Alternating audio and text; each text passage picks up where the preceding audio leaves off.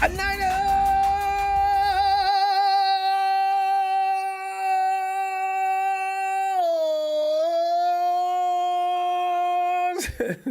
Woo, man. Who would have thought the offseason was going to be nearly as dramatic as the season itself? My God. And it's all around one guy, so all of a sudden. Normally, Jimmy takes up this seat, and he has everybody talking about him, mostly bad. Deebo, I think it's a little split, I guess, you know. But Deebo and Niners talk has hit a wall, clearly, right?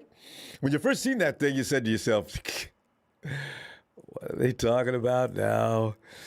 Anyway, the negotiations between the Niners and Deebo Samuel, as you probably know by now, have deterred to a very dangerous level if you're in the keep Deebo bus. All right. Multiple reports are indicating that Deebo called off further talks with the Niners, and as you know, there is some word about him also asking for a trade. Deebo and his camp are done for the moment, but tonight, taking your phone calls for your take on the reported declining progress and the impending situations that are popping up everywhere between Deebo and the Niners to land an agreement regarding his contract extension. What? I didn't see this coming. There is no way I saw this coming 2 or 3 months ago. I'm thinking Deebo's going to actually leave San Francisco pretty much just a little before he retires. Oh, God. Not even before his rookie contract is over? It's not done yet, but still, it's scary stuff. Meanwhile, the Niners announced yesterday that Daniel Brunskill and wide receiver Juwan Jennings have signed their one-year tendered contracts.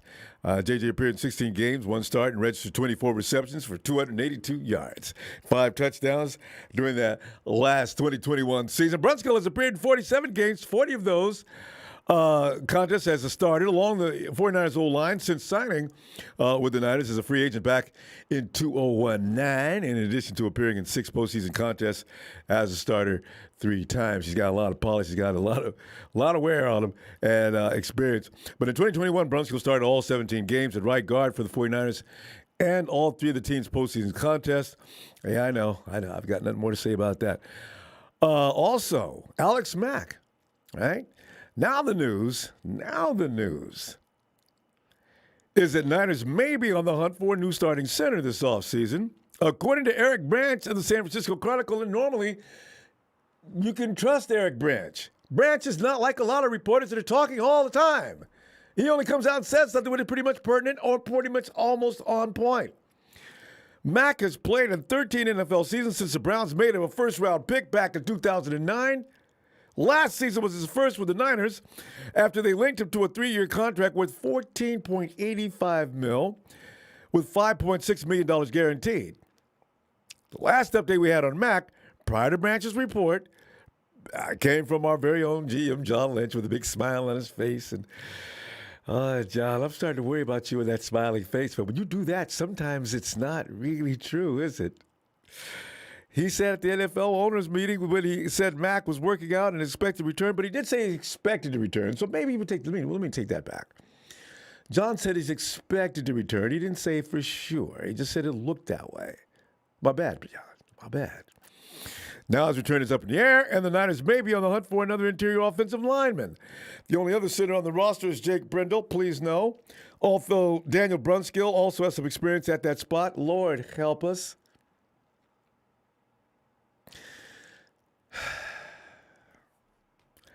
You know what? Let us not worry until it's time.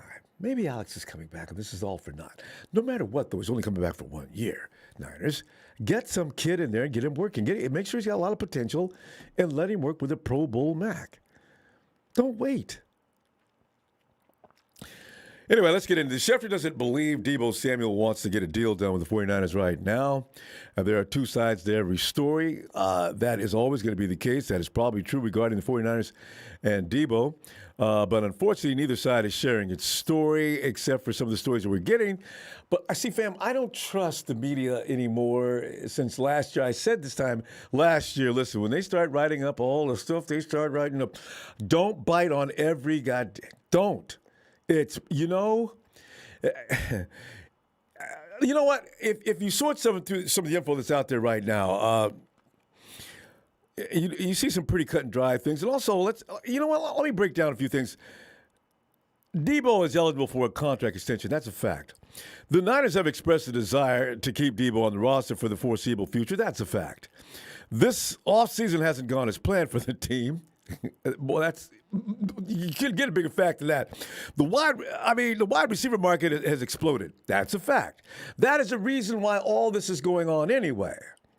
The Niners, again, dragging ass on signing people, got caught up in a whirlpool of just pure bullets.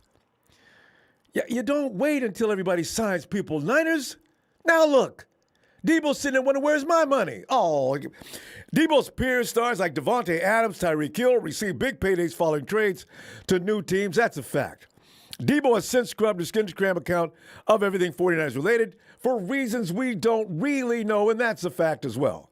Deebo didn't join his teammates yesterday, Tuesday, in reporting to Santa Clara for the start of the offseason program. Another fact. All of this is true. Adam Schefter is reporting that the stalled negotiations aren't due to a lack of effort on the 49ers' part. Fact or fiction? I'm asking you. All right? And steady success that Deebo isn't interested in getting a deal done right now. Fact or fiction? Again, I'm asking you. Schefter's quoted saying Deebo Samuel was the one who scrubbed the 49ers logos off his social media page. That's a fact. Maybe that's a fact. I'm not even sure anymore if that's a fact because maybe Deebo is not running his own page these days. I don't assume nothing. Deebo Samuel was the one that basically admitted he wanted to move on. Fact or fiction? I'm not, you know what, I'm still in the dark about all of this. I have no camp I'm in. I need to wait. But I want to hear if you know for sure. And in your mind, is it made up? San Francisco would pay Deebo Samuel today, tomorrow, the next day. It's not that hard to figure out what the contract would look like. We've seen some of the top numbers in the league. Is that a fact or fiction? This, I think, right now is Deebo Samuel not wanting to get a deal done. Fact or fiction? It's not San Francisco not willing to do the deal. The Niners are ready. Deebo Samuel is the one that has put a halt to everything for right now. Unquote, fact or fiction? Do you believe that? Also, Bobby Thompson, NFL journalist covering the Tampa Bay Buccaneers at Bucks, reported, and New England Patriots at 617. From his Twitter account, Thompson tweets, according to Thompson's tweet, Deebo Samuel has made his stance known. He is frustrated with the 49ers, and it seems he wants to play elsewhere. He goes on to say, keep an eye out for this. The draft is 9 days away. Teams have already shown interest in trading for him. Unquote.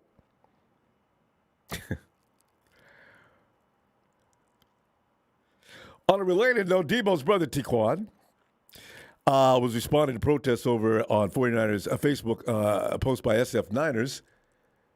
Fans were calling for trading Deebo, as they are now, and it looks like a posse out there, a lynch mob. Samuel's brother made it apparent that an official trade request may be in the works soon. The full exchange was like this. Facebook user said, trade him. Tiquan responded with, don't worry, we asking for a trade. Now, see, that lends a little bit of credibility to the possibility that it is true. Would his brother run around talking? Does his brother know exactly what's going on? Does Deebo confide in his brother in that fashion?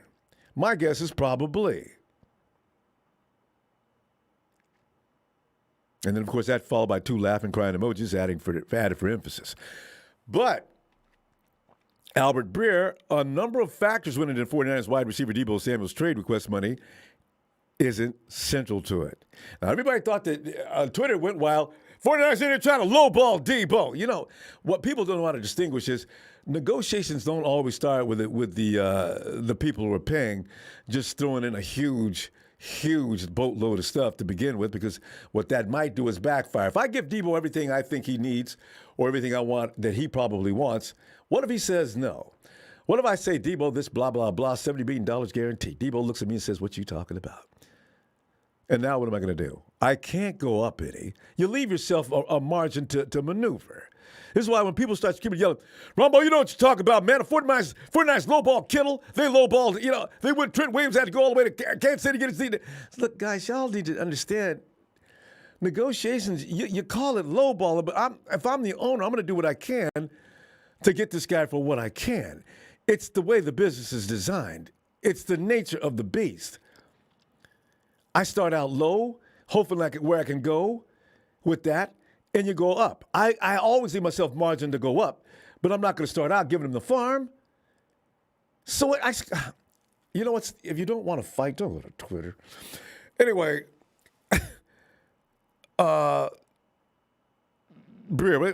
isn't central. One is his role, and the wear and tear is incurred, deployed as a hybrid tailback receiver, a role that makes him unique.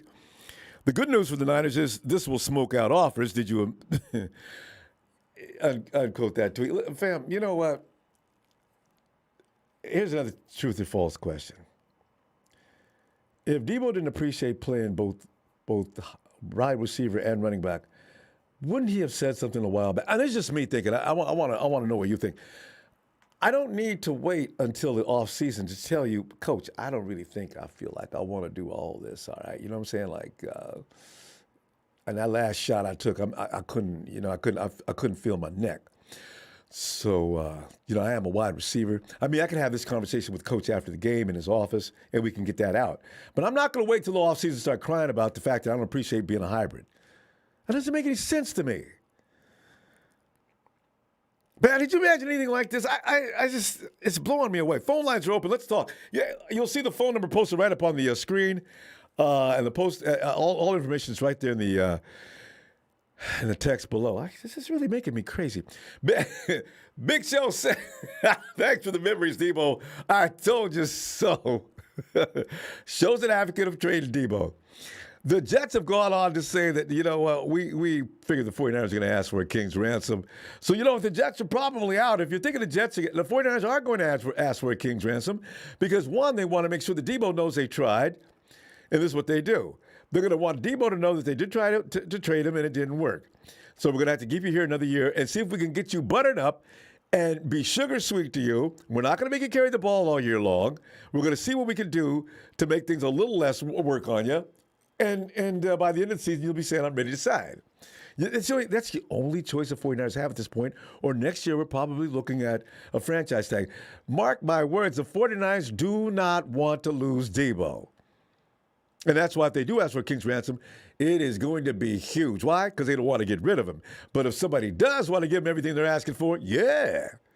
And that's going to be a couple of first-round picks, believe that, and possibly a second or third. Raul Nunez says Jimmy is scandalous for not taking a pay cut. I knew somebody's going to go after Jimmy at some point. I just didn't know what capacity. Yeah. Deebo would Jimmy take a pay cut for Deebo, George, any one of those guys. All I got to do is tell him. Eric. Come on in, Eric. Yeah, what's up, Ronbo? Eric, we're looking at a situation going south quick. You know what I'm saying? I thought it was going to level off a few days ago, and maybe they continue talking and come to something. The 49ers came out yesterday, as you know, first day of camp. Not camp, but the first day of activities. And Deebo didn't show up. 49ers said they had a deal out for him. And first thing people said is they tried to cheat him, and now we're finding out some other stuff. But Deebo tweeted out, you reporters making up these stories. Until we say something, you should really, stop. It's pretty basically what he was saying. So, anyway, Eric, your feeling on all of this and some of the true and false things that you think are going on. I honestly do think that Deebo is going to be traded. I think it's with everything going on, him taking down his social media and everything going on in the media right now. I know Deebo has said that there's only a couple people that know, and the 49ers and his agent and him. But I think, the reporter literally said that he talked to Deebo and he quoted what Deebo told him, that he was going to ask for a request to be traded. So honestly, to me, Ronbo, I really do think he's going. I know you just said that most likely the Jets are actually not in it. I'm going to be honest with you, Ronbo. I think they are. In all seriousness, I think they will be. When you ask for a team a ransom like that, most likely it's because you want to keep the price really, really high so that when a team tries to drop it, it actually doesn't drop that far because you're still asking for a lot. So maybe the Niners are asking for, maybe the Niners are asking for 2 first-round picks, and maybe a team's like, okay, we won't give you that, but we'll give you a first and 2 seconds. Maybe like that. That's still a really good deal. So I don't know, trades work, but maybe something like that happens. I've said it before. I think the Niners should trade Deebo for a first and at least 2 seconds. I said with the Jets, if the Niners get the 10th pick, I would say trade back, try to get another second-round pick. You would have 4 second-round picks and a first-round pick. Pay Christian Watson with that, with your, go ahead. No, it's a good point because you aim high and you see what you can get. And the Jets put it out there that they're expecting to be hit hard, and then the 49ers may soothe their nerves by saying, no, it's not going to be as expensive as you guys think. He obviously doesn't want to play with us anymore, but we're not going to just let him go for whatever. So, yeah, you could be actually right on point. Yeah, it basically makes the team think they're getting a better deal on Deebo when they're really not. I would say that this is the real value for Deebo. The Niners are just trying to get a higher value, but the team is assuming they're getting a better deal. Oh yeah, like I said, I think the Niners should try to grab 10 from the Jets. I would trade back from 10, stay in the first round though, pick the Christian Watson. I know people have been saying that Christian Watson isn't a first round pick. To me, what scares me is Green Bay and Kansas City teams that if they grab him, they could turn him into this type of superstar receiver with their quarterbacks. Now, obviously, you want Lance to have someone like that, so that's why I would pick Watson. Well, especially the man he's has worked really with him high before. upside, he's already worked with Lance. He's played in a pro-style offense, so it makes sense, I actually saw a video of him doing, I believe, an end around just like Deebo. Obviously, I'm not assuming he's going to be doing Deebo, but he's been in this type of offense before. So obviously, I'm going to assume that the Niners would, take Christian Watson and have at least 4 second-round picks. The Niners could easily address, multiple positions. Safety, maybe pick like I believe his last name is Brisker. You can draft a center. You have him as a backup. I don't know what the status is on Alex Mack. You could take a backup corner or develop a nickel corner around there. Maybe an edge rusher. So you can address a lot of positions if you trade Deebo. Obviously, the scary thing is that you're going to trade Deebo and bring in a bunch of unknowns. That's the scary part for me. So I don't know if within the deal the Niners would trade for at least a proven player on the Jets offense or on their defense. I don't know. I've heard people say that they wanted Mekhi Becton from the Jets. I believe he's a tackle. They just picked him a couple years ago. So I would assume that the Niners are going to get something back for Deebo, like maybe a player. I don't know. That's my personal opinion, Ronbo. I think the Niners should at least get a first and at least 2 second-round picks for Deebo. Well, that's a minimum. First round is a minimum. Yeah.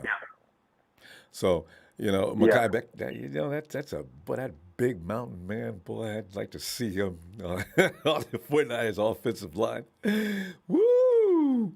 But, as I said, my thing is, what's the impact of losing Deebo? Now, he doesn't want to.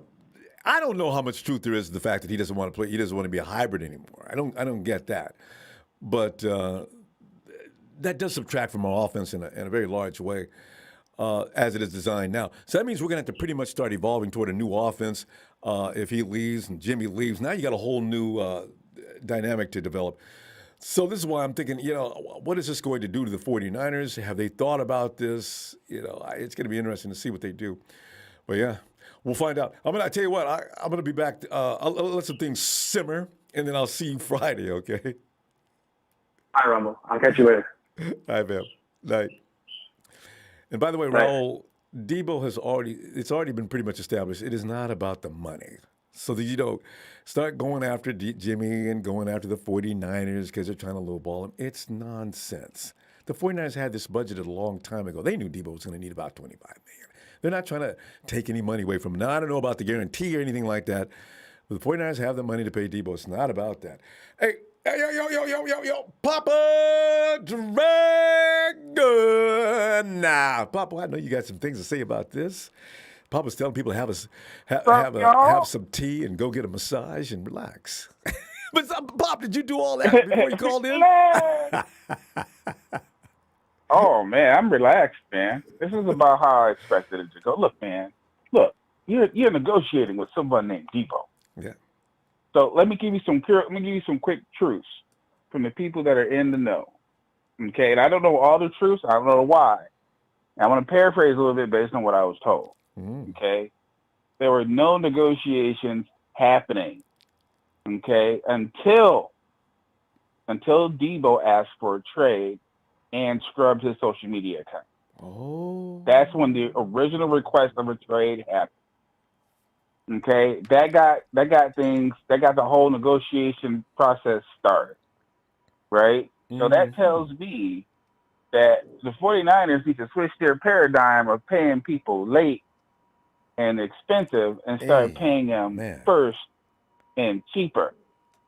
Now, again, as I said the same thing, and this person said it to me. He said, as soon as Deebo hit 1,000 yards receiving last year, they should have been on the phone with his agent trying to make him the highest paid receiver of the year because it's not going to last.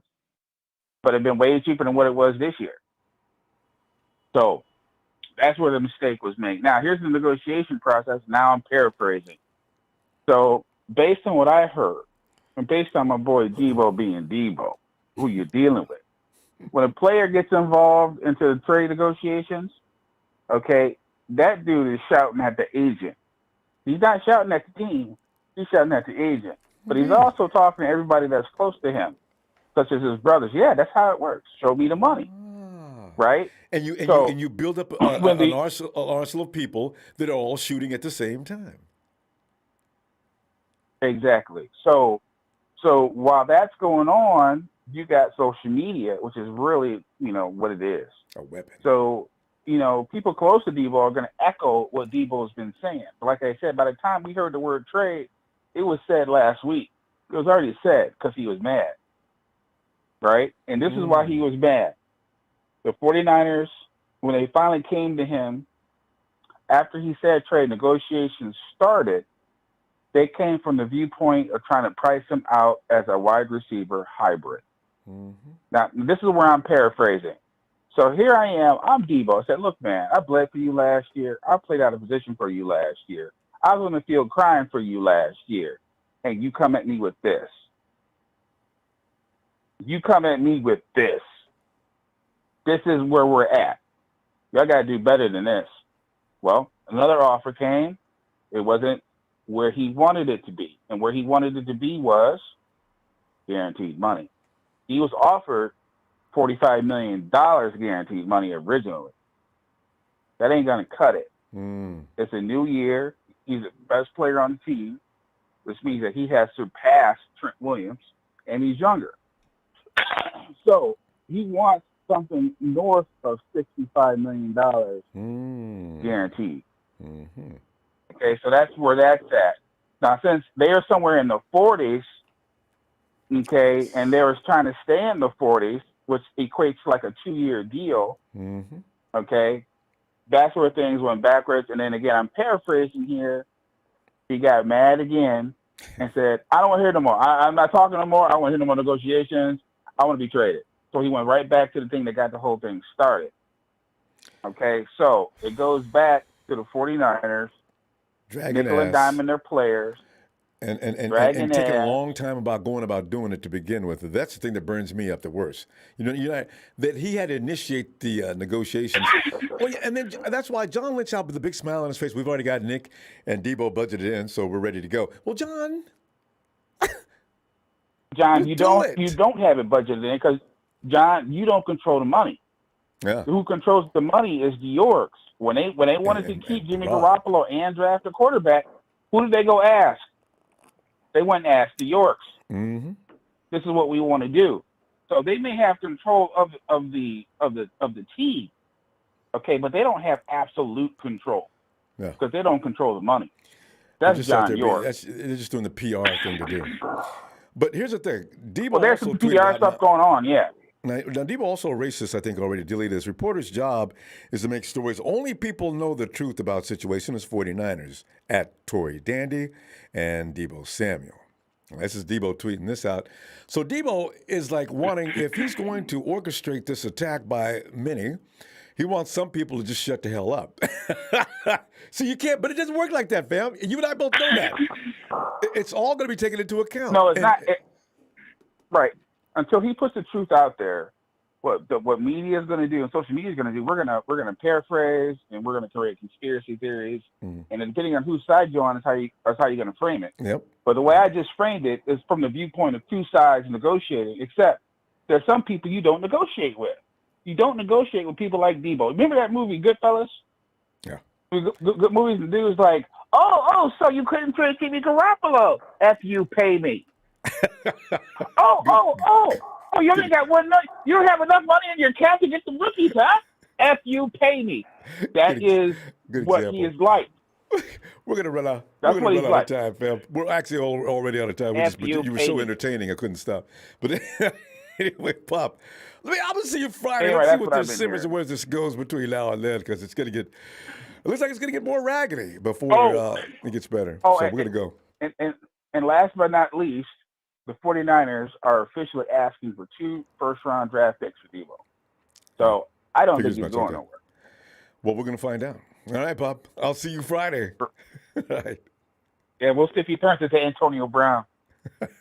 All right, Ronbo, shout out to production. Like, subscribe to Ronbo Sports. And if you can, find somebody up there next to John York and give him a nice big Will Smith smack. Wow. Nice, Pop. Let's hurry up over and get over to Jay before we get into the 15-minute area. Hey, Jay. Oh, Ronbo, yeah. I would have traded Deebo because I don't really care about the guy, you know. He's a good player, but, you know, if he wants to get traded, then, you know, I would gladly get 2 first-round picks and maybe a second. Who knows? Jay, I want to ask you, since you're one of the people who represent that camp, you do realize the impact it's going to have on this team. I understand the fact if he doesn't want to be here, he needs to go. But you do understand next year that we're not going to be as potent offensively. I know Trey Lance is the greatest football player of all time. But listen, we are not going to be the same team next year if Deebo, Jimmy, and we've already lost a few people. All these people that are leaving cannot leave the 49ers looking better. Is this something you've considered when you are pro-trade Deebo? Yeah. I mean, come on. Jimmy's the greatest player ever, and we're about to trade Sam Darnold and Joe Flacco from last year. Remember that, you know, proves how much of a shitty quarterback he really is, you know. And you know, Jimmy. The thing is, though, him and Deebo provided a weaponry that was pretty much fueling the 49ers win. Now, let's keep in mind, to be honest, Deebo got a lot of yards last year, and that wasn't by itself. So the fact is, the 49ers have been working together for a while, and they get things done. They score points, you know, even though people say they don't score any points, and Jimmy's awful, and Deebo has no right to ask for money and all that stuff. The fact is, the 49ers won a lot. So I'm saying, if you think that's going to continue after Deebo's gone, I got a feeling we're going to be a little disappointed. And with that said, you're willing then to go through whatever it takes to right the ship, and it could take a while. Take a while for what? For Deebo to get traded? Or no, for us to get back in the winning column. I see Jimmy and Deebo gone next year, and let's face it, together they provided a lot of offense. No matter how bad you hate Jimmy, him and Deebo provided a lot of offense. So now you take that away from the equation, and all of a sudden it's Trey Lance getting his feet under him, getting a feel for the NFL, starting to develop his relationships and chemistry out there, and it could take a minute. And you don't have Deebo. Yeah. Ronbo, but don't we supposedly have the best tight end in the league, or what? And the best fullback in the league? Well, so does Kansas City. You know, the thing is, I start to worry when we start just throwing weapons away. You know, it's something that people are saying very quickly and without even hesitation. So I'm just wondering, are we ready for that? I mean, but look, if the guy wants to leave, you know, like, I agree with that. Like he I don't know. He has done a lot, really, if you really think about it. A hell of a lot. You know, like he's going public and stuff, you know. I understand Yeah. he wants to get paid, but he he has like what, another year in his contract or something that he still has to Yeah, the play. But 49ers could play hardball with him yeah, and just ignore him, which is what I'm yeah, not sure. Hey, you heard what Pop just said. I'm not sure if the 49ers weren't trying to ignore Deebo. It's like Deebo had to go and say, yo, you guys looking for me? No, what's up, Deebo? Yeah, I thought we was going to talk about a contract. Oh, yeah. okay. Well, listen, let me give you a call next week. And that's probably when Deebo said, these people ain't serious. I have a feeling from what Pop says. I see that he has some people, friends in the industry. I have a feeling that might be true. Because the 49ers do like to Yeah. wait until July and August to close deals. And this time, it backfired. Damn it. God. Ronbo, I think Deebo wants to leave because he knows that Brandon Ayuk is going to be the #1 receiver this year. So I Oh, think no, that's why don't, he don't, don't, wants to leave. no, no, no, no, Rombo, no, no. yeah, yes, Deebo is not yeah, afraid of no Rombo. Ayuk, I Yes, guarantee he you. is, No, Rombo. Yes, he is, why? Rombo. Why? Because he knows that Trey is actually going to spread the ball, unlike his best friend Jimmy Garoppolo, who Trey is going to do what he is told by his coach, just like Jimmy did. okay, For all those people who think Jimmy, Rombo. no, I just want to say this much. Okay, If you want to know the what? truth, and I bet you this is absolutely true, if Jimmy had his way, do you think he'd be doing what he did all the time? Jimmy's just one of those nice guys, humble dude. They said, okay, this is the offense you want to run? Okay, I got it. I'll do it. If you told Jimmy to throw the ball more, I guarantee you he'd love to. So this thing about Jimmy doesn't do this, Jimmy doesn't do that, Jimmy doesn't do this. Kyle's running that offense, Jay. Why do people go ahead? Rombo, Let me hear this out though. if Jimmy is such a nice guy and all that stuff, such an amazing quarterback, why has he I didn't say anything about his improved prowess ever? as a quarterback. He never I'm saying improved, Rombo. Kyle He never improved. He Shanahan never is who's worked on pushing his the buttons, who's mechanics telling and those stuff, guys what Rombo? to do and how he wants it done. Now, if you go out there and you do what you want to do, you'll be sitting down. Okay. But go ahead. I'm sorry, I interrupted. Go ahead. But you don't think Trey is gonna move out of the I think pocket Trey's going once to he do. has I pressure, think Trey's Rombo? going to be. Come I on, think Trey's going to Rombo. just. No, I just think he's going to do like Coach tells him to do, just like Jimmy does. Trey, Jay, you know why I say that? When Jimmy first came, Kyle was not telling him what to do. Jimmy was on his own. This is not the same quarterback, right?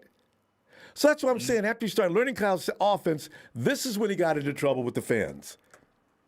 That's what I'm saying. If you think Trey's going to go out there and just, yeah, I'm here. I'm going to do what I please. I'm going to throw that ball all over the field. I'm going to go deep when I like. So that's what I'm saying. This is why we're going to go with it. We're going to find out, though, in a few months. So we'll see. Okay, Rombo. One last thing, Rombo. 10 seconds. Go ahead. Last year, who did you want last year from the draft, Rombo? You wanted Kyle Pitts, right? Yeah. Well, I wanted Trey Lance, Rombo, and we got him. So this year I want Christian Watson. I know he ain't Deebo, but no one in this draft class is Deebo. So Yeah. let's get Christian Watson and Trey, Deebo Samuel. That's it. That's simple. Have a good day. There you go. Maybe. All right, Vamp. I'll be back Friday. All right. Dre, come on in, Dre, and Pop. What up, Ronbo? I'm checking it, man. And Pop just laying some stuff down that it's really What did I tell you though, Ronbo? intriguing. When it all started, what did I tell you? What did I say?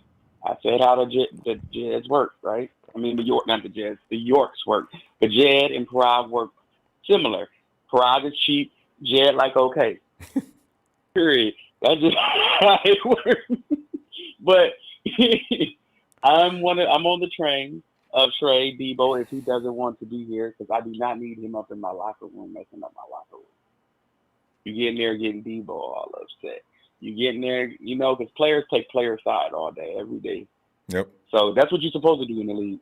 Mm-hmm. But anyway, because it's all about the money. If I go out and break my leg this year, who gonna pay me for the next couple of years? You know what I'm saying? Or however long it takes. You know what? I agree with normal. that, especially the way Deebo plays, and he knows the way he's not. He only knows one way to play: balls to the wall. I'm coming at you. We made that mistake. Yeah. Right. So let's everybody calm down. Because Deebo just deleted that tweet that he tweeted where he said only people that know what truth about the situation is 49ers. And at Tory Dandy, who was reporting said wrong something, he pissed Deebo off. Yeah, he deleted it. I know. He deleted the tweet. I was like, but it is what it is. Me personally, I just feel that everybody just relax. He's just a player. He's a phenomenal player, a hell of a player. But if he don't want to play for us, what more could we do? I mean, no matter how disrespected he felt, no matter who disrespected him, how they disrespected him, facts is the fact. He don't want to be here. Let's not go off in the maybe Jed stepped on his toe and maybe Kyle gave him the Chris Rock slap. And it's like, wait, it doesn't matter. We've been seeing this boil like over the past few weeks. And me personally, I feel like he should get his money.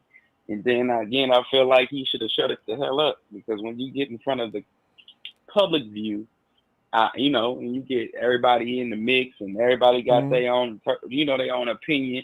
Dre, you know what? I want to piggyback on that real quick, because that's something like when your attorney says you're not going to be sitting on the witness stand. That is for a reason, you know.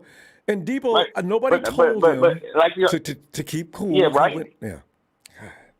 And like what you said, let's piggyback off of what you said. Just like what's the attorney, when you're going to a lawsuit, you're not sitting on, let's just say you sue at McDonald's for a slip and fall. You're not sitting on YouTube talking about everything that happened, or on Twitter talking about the whole thing. You ain't gonna get nothing. So what difference is it with him negotiating for a contract? You ain't gonna get nothing. You don't embarrass them.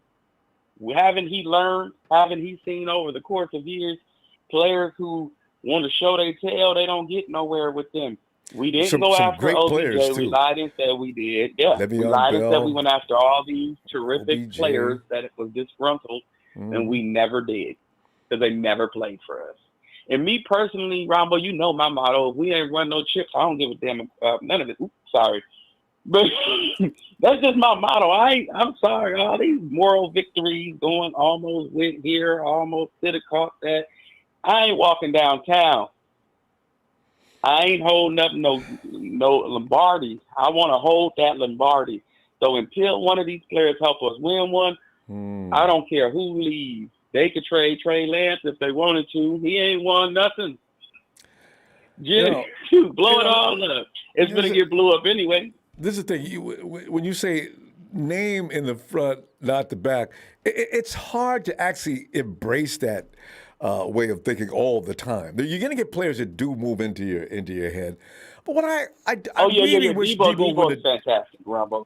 Huh? He's fantastic, but he's fantastic. Yeah, he's a generational player. He's a hell of a player. I'll give him that. He should get paid. Don't nobody say I'll take that from him. But how long have we been looking for a wide receiver, a dynamic wide receiver? We finally got one, you know? And we might have two. Ayuk might be all that in a bag of chips as well. You know, but what I'm saying is we went years Jennings was dope too. Let's not forget about Jennings now. Jennings came through in the clutch. Now, come on. No, he ain't no bad player either. He was clutch. No, but I'm talking about the WR1 category type of guys. That's a different level. Okay. You know, right. see, Deebo came in his first year, he looked good, but I kept thinking, well, let's see what happens. Second year, he hurt himself. Last year, that was a breakout year. And again, it's because he needed to get paid. Players do this. And the payday's coming up. They play their ass off, and then all of a sudden, that's my daddy said. He said, look at Jimmy Ward. I said, what you talking about? He said, look at all of them. And they gave him that big contract, and then he looked lost. I said, even Fred Warner fell down a little bit last year. He said Fred Warner. Somebody had to tell him where to go.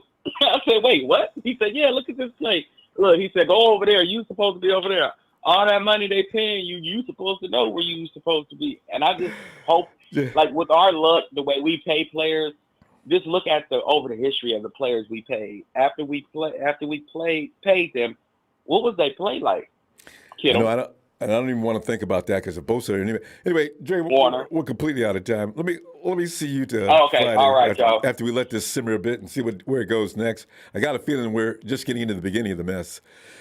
Give me that the Jets for 2 top picks and a number 2 next year. You can give me one first and one this year, one next year. I don't care. All right, Ronbo.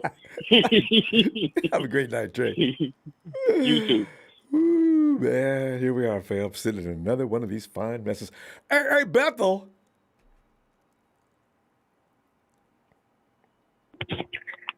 Hey, Ronbo. Well, Bethel, here we are in another terrible situation. Yeah. Well, I've gotten used to going through the Jimmy situations every offseason, but now all of a sudden it's Yeah. a Jimmy and Deebo situation. And who saw this coming?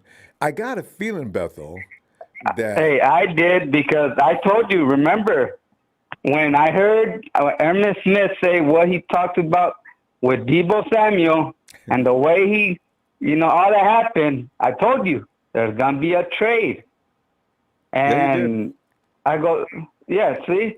And the one thing is that Papa Dragon told a lot of the stuff I wanted to say, but the thing is that also is that you cannot blame a lot on the agent because the agent that he has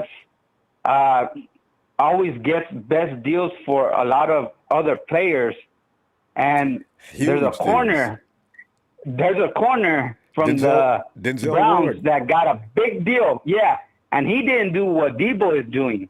And Denzel Ward, I've not heard anything about Denzel Ward.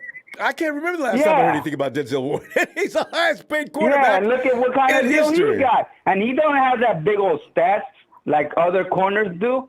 But look at the deal that, he gave them. And, and I think, it's kind of fault of the 49ers for not signing him early. It's fault of Deebo Samuel for doing what he did. If he would have kept his, they got to be strategic. Yeah. Preemptive strike Niners. Don't wait until the stuff catches on fire. Yeah. What are you waiting on? Oh, now see, and that's why I have no sympathy for the front office on this one. That's just stupid. No, one thing is that they did not expect Deebo to do what he was doing because none of us expect Deebo did what he did. If Deebo would have kept his mouth shut like George Kittle and Fred Warner. Look at when they wanted their money, we backed them up. We told them, hey, get his money. We did all this. But look at what Deebo's doing, and to me, that tells me a lot. I go, well, the 49ers judge on character too, and that's probably what they're thinking too. Right. And his brother doubled down or tripled down. Oh, that they were looking for a trade. Now he wants to take it back. Now Deebo wants to take it back. It's already too late. He already basically messed everything up. I'm like, you can't take it back. It's out there already. I just wish somebody a cooler head that Deebo has respect for would have came in and said, Deebo, you need to sit tight. You need to be quiet. You need to wait and let the process work out a little bit. They already know what they need to pay you, man. You ain't got to be going wild like that in public. And he did. Deebo, I really don't have I don't want Bethel, do you want to lose Deebo? I don't want to lose him, but the thing is that he made the choice for himself. And he's a if we have to lose him, we have to lose him. I didn't want to lose Joe Montana, but they traded him. I didn't want to lose Jerry Rice, but they traded him. Yeah, but those are mature. They were mature individuals. Yeah, They weren't screaming and yelling. Deebo, nobody pulled him to the side and spoke to him. Young man, listen. What you're doing is not going to be productive. Stop it. Yeah. Stop. Just chill. At least a minute. He couldn't do it. Every day now. Yeah, that's the sad part about it, is that he could have gone a better way with it, and we would have had his back. But he went the wrong way with it, and you're so true. We would have been sympathetic. We would have been like we were for George Kittle. I was saying, play George whatever he wants. That man does everything on the field. George wasn't saying nothing. Yeah, but, he basically dug his own grave, and basically he did the way, it tells to me that he basically doesn't care about nobody but himself. Because if he cared about anybody else, then he would have just kept his mouth shut, and he would have got his money, and we would have been happy for him. I think he panicked. You know what we don't know, Bethel? Yeah, I don't probably know did. what was said to him to make him freak out like that. He was okay. All of a sudden, he just lost it. Yeah. And scrubbed down his board. And, if he did really contact the 49ers, or the 49ers were acting like they were not ready to talk about his contract early on, maybe he got a little nervous. But still, he may have acted too quickly and should have calmed down first. But it's I don't know why people are saying that. I don't know why people are saying that he didn't want to be a rushing receiver. If I remember in an interview, he said that this year that he goes to play, that he was going to get 1,000 rushing yards and 1,000 receiving. That's what he said. Now he doesn't want to do it. No, I don't believe that. I cannot believe you go the whole half a season having huge success. You're helping the team win, and all of a sudden, I don't feel like I need to be a hybrid. Oh, he didn't. I do not. I would bet against that, Bethel. I do not believe he said that. Yeah, I don't either. I think they're just making that up, but some of it basically is in the truth and it's in the lies. Something just to make it a little story. But, it just, I think if you're going to do something, if you're going to let go of Deebo, and you're going to have to get a good wide receiver, and that's going to have to be somebody that you could know that he's going to develop in this system, and he's going to become a star. But you know what? And Bethel, even though he's probably going to be your traditional wide receiver, he's not going to add the dynamic that Deebo Samuel does. Deebo Samuel is a player that comes along every once in a while. There's no other Deebos. Yeah, so you cannot do it. You cannot do it. But you got what your cards are dealt with. That's what you have to, hand. Bethel, and. Yeah, we got to pull up though because we're running over. Everybody's got so much to say tonight, but we got to keep it within limits, or else we'll be here all night, and I don't have my kids. Listen, Bethel, Friday we'll be back. I'm sure the situation's going to be still bubbling, so we'll get back into it. Okay? Yeah. All right, Ronbo. Hit the like, and let's go Niners. All right. All right, fam. Have a great night. All right. You too, Ronbo. Thanks, fam. And there he is. From the blue waters of Hawaii, where Tony has poured red Kool-Aid in the water for Deebo. Tony! Aloha, Ronbo. We don't need to pour red Kool-Aid into the water here in Hawaii. There's plenty of 49ers fans out here. It's good. But, there's blood in the water right now, Tony. But you know what? I did not see this coming. I'm glad I wasn't walking out into the middle of the street. I would have got hit by that car pretty hard. I did not imagine anything like this. Tony, some of the things that are being said, I know you got some things in mind. Go right ahead. Well, I did not see this coming. I always figured this deal would take a little while to get done just because, as previous callers have mentioned, it takes, the 49ers usually wait until near training camp to announce their big deals. And so I figured there was going to be a lot of speculative back and forth about all this. I also thought that Deebo Samuel's relationship with Kyle Shanahan at the end of the day was going to be the thing that it still could, that could keep him on the team for a long period of time. And looking at the way that looking at the way the team is currently constructed with the loss of Raheem Mostert, George Kittle, who is injury prone, Deebo Samuel is the most explosive player on the team. And I don't care if he's running out of the backfield or if he's catching 5-yard slants or if it's Trey Lance finding him 40 yards downfield.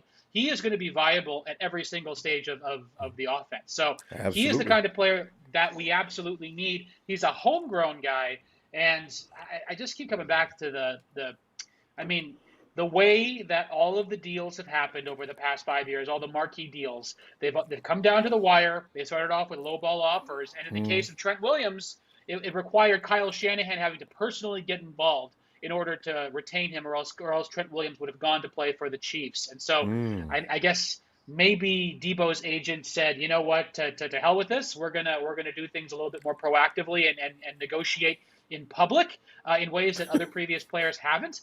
And now we're all talking about it, and it is turning up the pressure in terms of media. But at the same time, the Niners own Deebo Samuel's rights. If he holds out, he's not going to be a unrestricted free agent at the end of his deal, and it's going to cost him money. So people are talking about Deebo Samuel not having a lot of leverage here, and I think this is him trying to exact every single bit of leverage that he has, but he's kind of caught between a rock and a hard place because the 49ers drafted him. Now, I think the Niners need to pay him. I know you and I went back and forth a little bit on Twitter about that. Not back and forth, but I said Deebo Samuel deserves starting off a very incentive laden in terms of playing time deal that's worth more than $75 million. A great portion of that should be guaranteed. Got to keep this guy happy because he basically was the most important player on the offense last year, and he's the reason why we made the playoffs when we needed it. And the other thing I want to say before, I'm sure you're going to quiz me now, is that he played both running back and wide receiver. And towards the end of the season, he was saying, give me the ball, give me the ball, give me the ball. And that's how we ended up beating the Cowboys. So I think he likes being this marquee player. It's just that when it came time to negotiate, Parag Marathe said, Deebo, your right leg's been messed up pretty much every single year. So we can't pay you like you want as the intro offer. And then Deebo tweeted, oh, is that how it's going to be? And ever since then, it's been this rocky road. And this is where we're at. So, well, we got to re-sign him, Ronbo. That's what I think. What do you think? No, I agree. And what you just told me was news for me. I didn't imagine anybody. Deebo's health is probably something in the back of everybody's mind. And if you stick to ethics, that's probably true. You do need to be concerned about Deebo's style of play, his body, how it's been reacting. He is going to have pulled muscles. Even if nobody hurts him, his legs, his body, it's just not going to go 17 weeks. He's a powerful guy that's going to pull muscles. That's just the way it's going to be. He never hurts an ankle or anything like that. It's his muscles. Yeah, it's his right leg. It's up and down his right side. If you look at the chart of where he's had his injuries, it's up and down his right side. That's the only thing I can think of for why they would insult him, quite frankly. But he has gotten more resilience as the seasons have gone on. I know he incorporated that yoga into his training last season, and he made it through most of the games last season, including at the end where he was playing through a considerable amount of pain. I do think we should put some incentives on his deal that are linked to playing time just to protect the team. But at the same time, he is more valuable to the 49ers than Tyreek Hill was to the Chiefs. And so if God forbid the Niners are forced to trade him, the Niners are going to need to see, I think the Niners need to value him higher than what the Chiefs value Tyreek at. It needs to be, that deal needs to be for an AFC team, 2 firsts and a second. For an NFC team, 2 firsts, 2 seconds, and a player.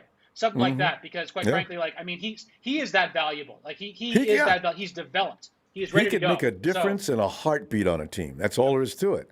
So that's why when people compare him to anybody else on a roster, I say, please, this guy's good, but he ain't Deebo. Deebo is so it's a game changer. It's all he is.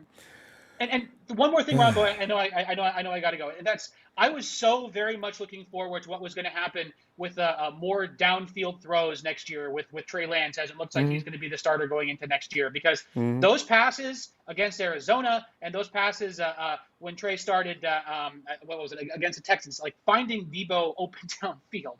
He's a good route runner. And if you get him, like a lot of times he would catch these passes that, were short or a little bit misplaced. But if you can get him over the top, he will score so many more touchdowns. And so I will be so disappointed if Trey Lance doesn't get to throw him balls next year. And so we got to pay him. Got to have him. We're going to find out, Tony. I got a feeling this is going to some kind of a closing chapter, probably within the next 2 or 3 weeks, one way or the other. Yeah. So, all right. Anyway. Tony, good stuff as usual.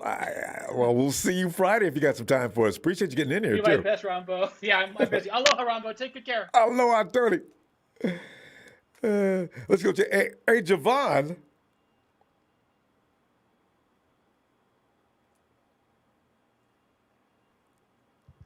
Yo, Ronbo, you hear me? I can hear you now. Come on in, Javon. And there's a lot of stories floating out there, Javon.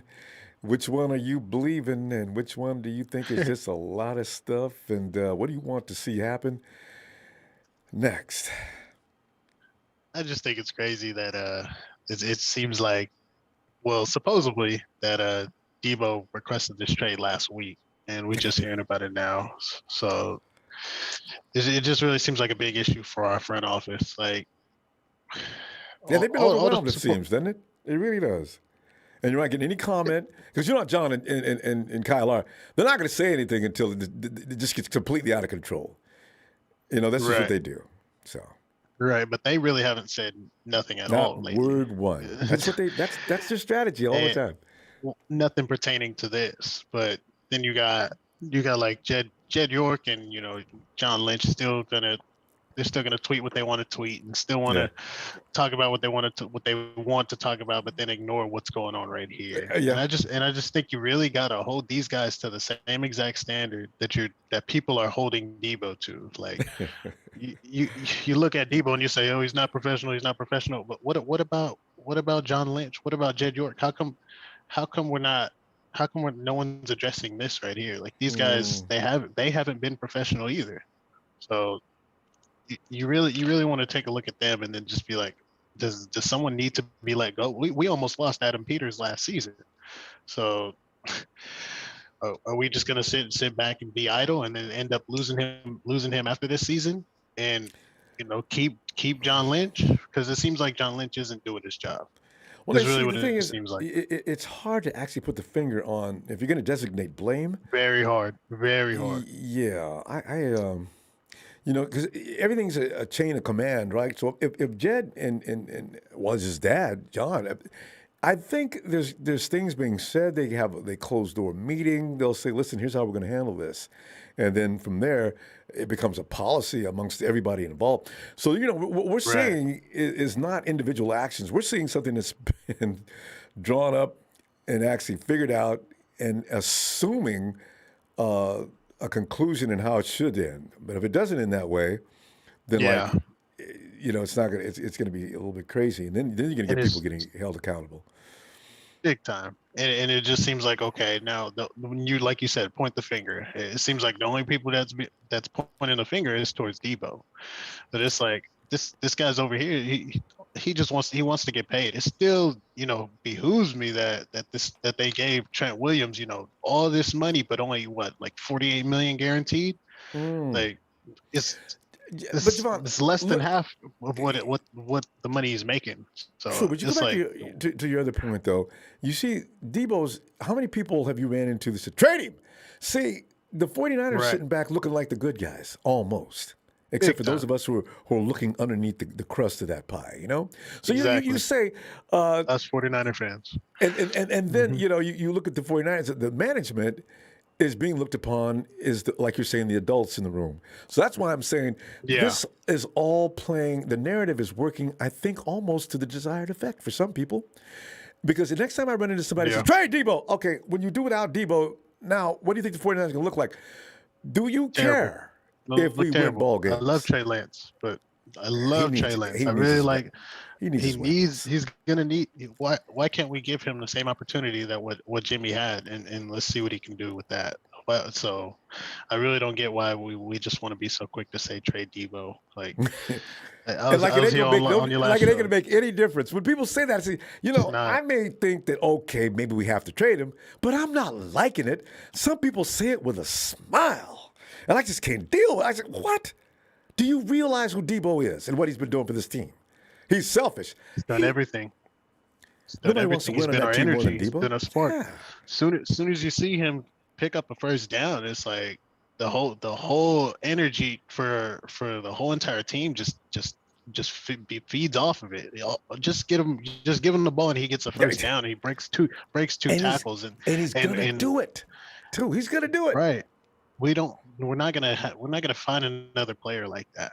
He brings the energy in the locker room. He brings the energy going out to before the game even starts. We're not going to get a player like that. You're right. We'll be sitting there watching the game. Who's our go-to guy now? How are we not going to get 2 firsts? I'm looking at dude in the chat saying we're not going to get 2 firsts for Deebo. For Jamal Adams, Seattle gave up what 2 firsts for Jamal Adams, a third rounder as well, and they also gave up and they got a play and they gave up a player as well to get Jamal Adams. Why are we not getting 2 firsts for Deebo? How come we can't get 2 firsts? The deal hasn't been made yet. We wait and see. I don't want it. Right. I want Deebo. Because no matter who we got in the draft, it's going to take him a minute to get busy. In fact, they've already said about this draft, it doesn't have any first stringers. Really. Not for the most part. So, what are the odds? We'll see. Anyway, Javon, we're out of time. I'm going to see you Friday. All right. Hey, appreciate you for having me on, Ronbo. Like I said, Jamal Adams got traded for 2 firsts, a 3rd round pick, and a player just to get Jamal Adams. And they still had to pay him. Look at Tyreek. And they had to pay him one of the highest paid receivers in the world. We want a king's Some teams like to ransom do for this Deebo. stuff. 49ers ain't going to do this, by the way. They'll trade, but they ain't. Yeah. All right, Javon. I'll see you Friday. Appreciate you having me on. Y'all hit the like, y'all subscribe. Niner Faithful, we up. Thanks, Javon. Talk to you later. And let's go on over to Clarence. Yeah.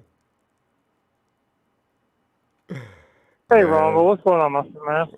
Clarence, man, we're watching this team fall apart all of a sudden. So it's worrisome. So, Clarence, how you been doing, man? I haven't talked to you in a while. We're looking at a situation. Been all right. Yeah. Clarence, you've been taking in the situation with Deebo, right? What are your thoughts on this? Because Deebo's asking for a trade, but maybe not because of any other reason than, man, I think Deebo's feeling disrespected to some degree I can see right now, right? And I don't think it has anything to do with being a hybrid. I think it's just something about what the 49ers are saying to him is not working. But what do you think? So my take on this, according to what I've heard, looks like they were giving him between 22 and 24 annual for the whatever contract they were trying to put out there. So I think that's, I would say 25 would probably been the number.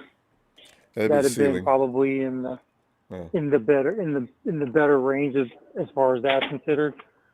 What I would also say is he should have shut his mouth. His brother and his friend should have shut their mouths and let it play out like it's supposed to play out privately. Yeah, this is the first time we went through this with this regime. Exactly. Yeah. So apparently, do you think the agent told them to do this, or do you think they did it on their own? Oh, I wish I knew. I've been guessing, but I just can't. Because you think about Deebo's character, I don't know the people he's dealing with, so I feel like I'm left in the dark on that. I can't even begin to guess. And that agent, he's also representing A.J. Brown and another wide receiver.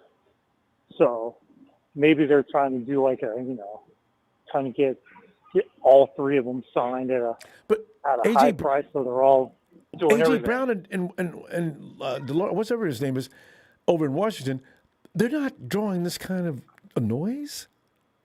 I wish Deebo. No, go ahead. But A.J. Brown did also scrub his social media as well. Oh, did he? Okay. So that's the way we do. Okay. I hate that. I really do. Like, come on. You're still technically employed by the team.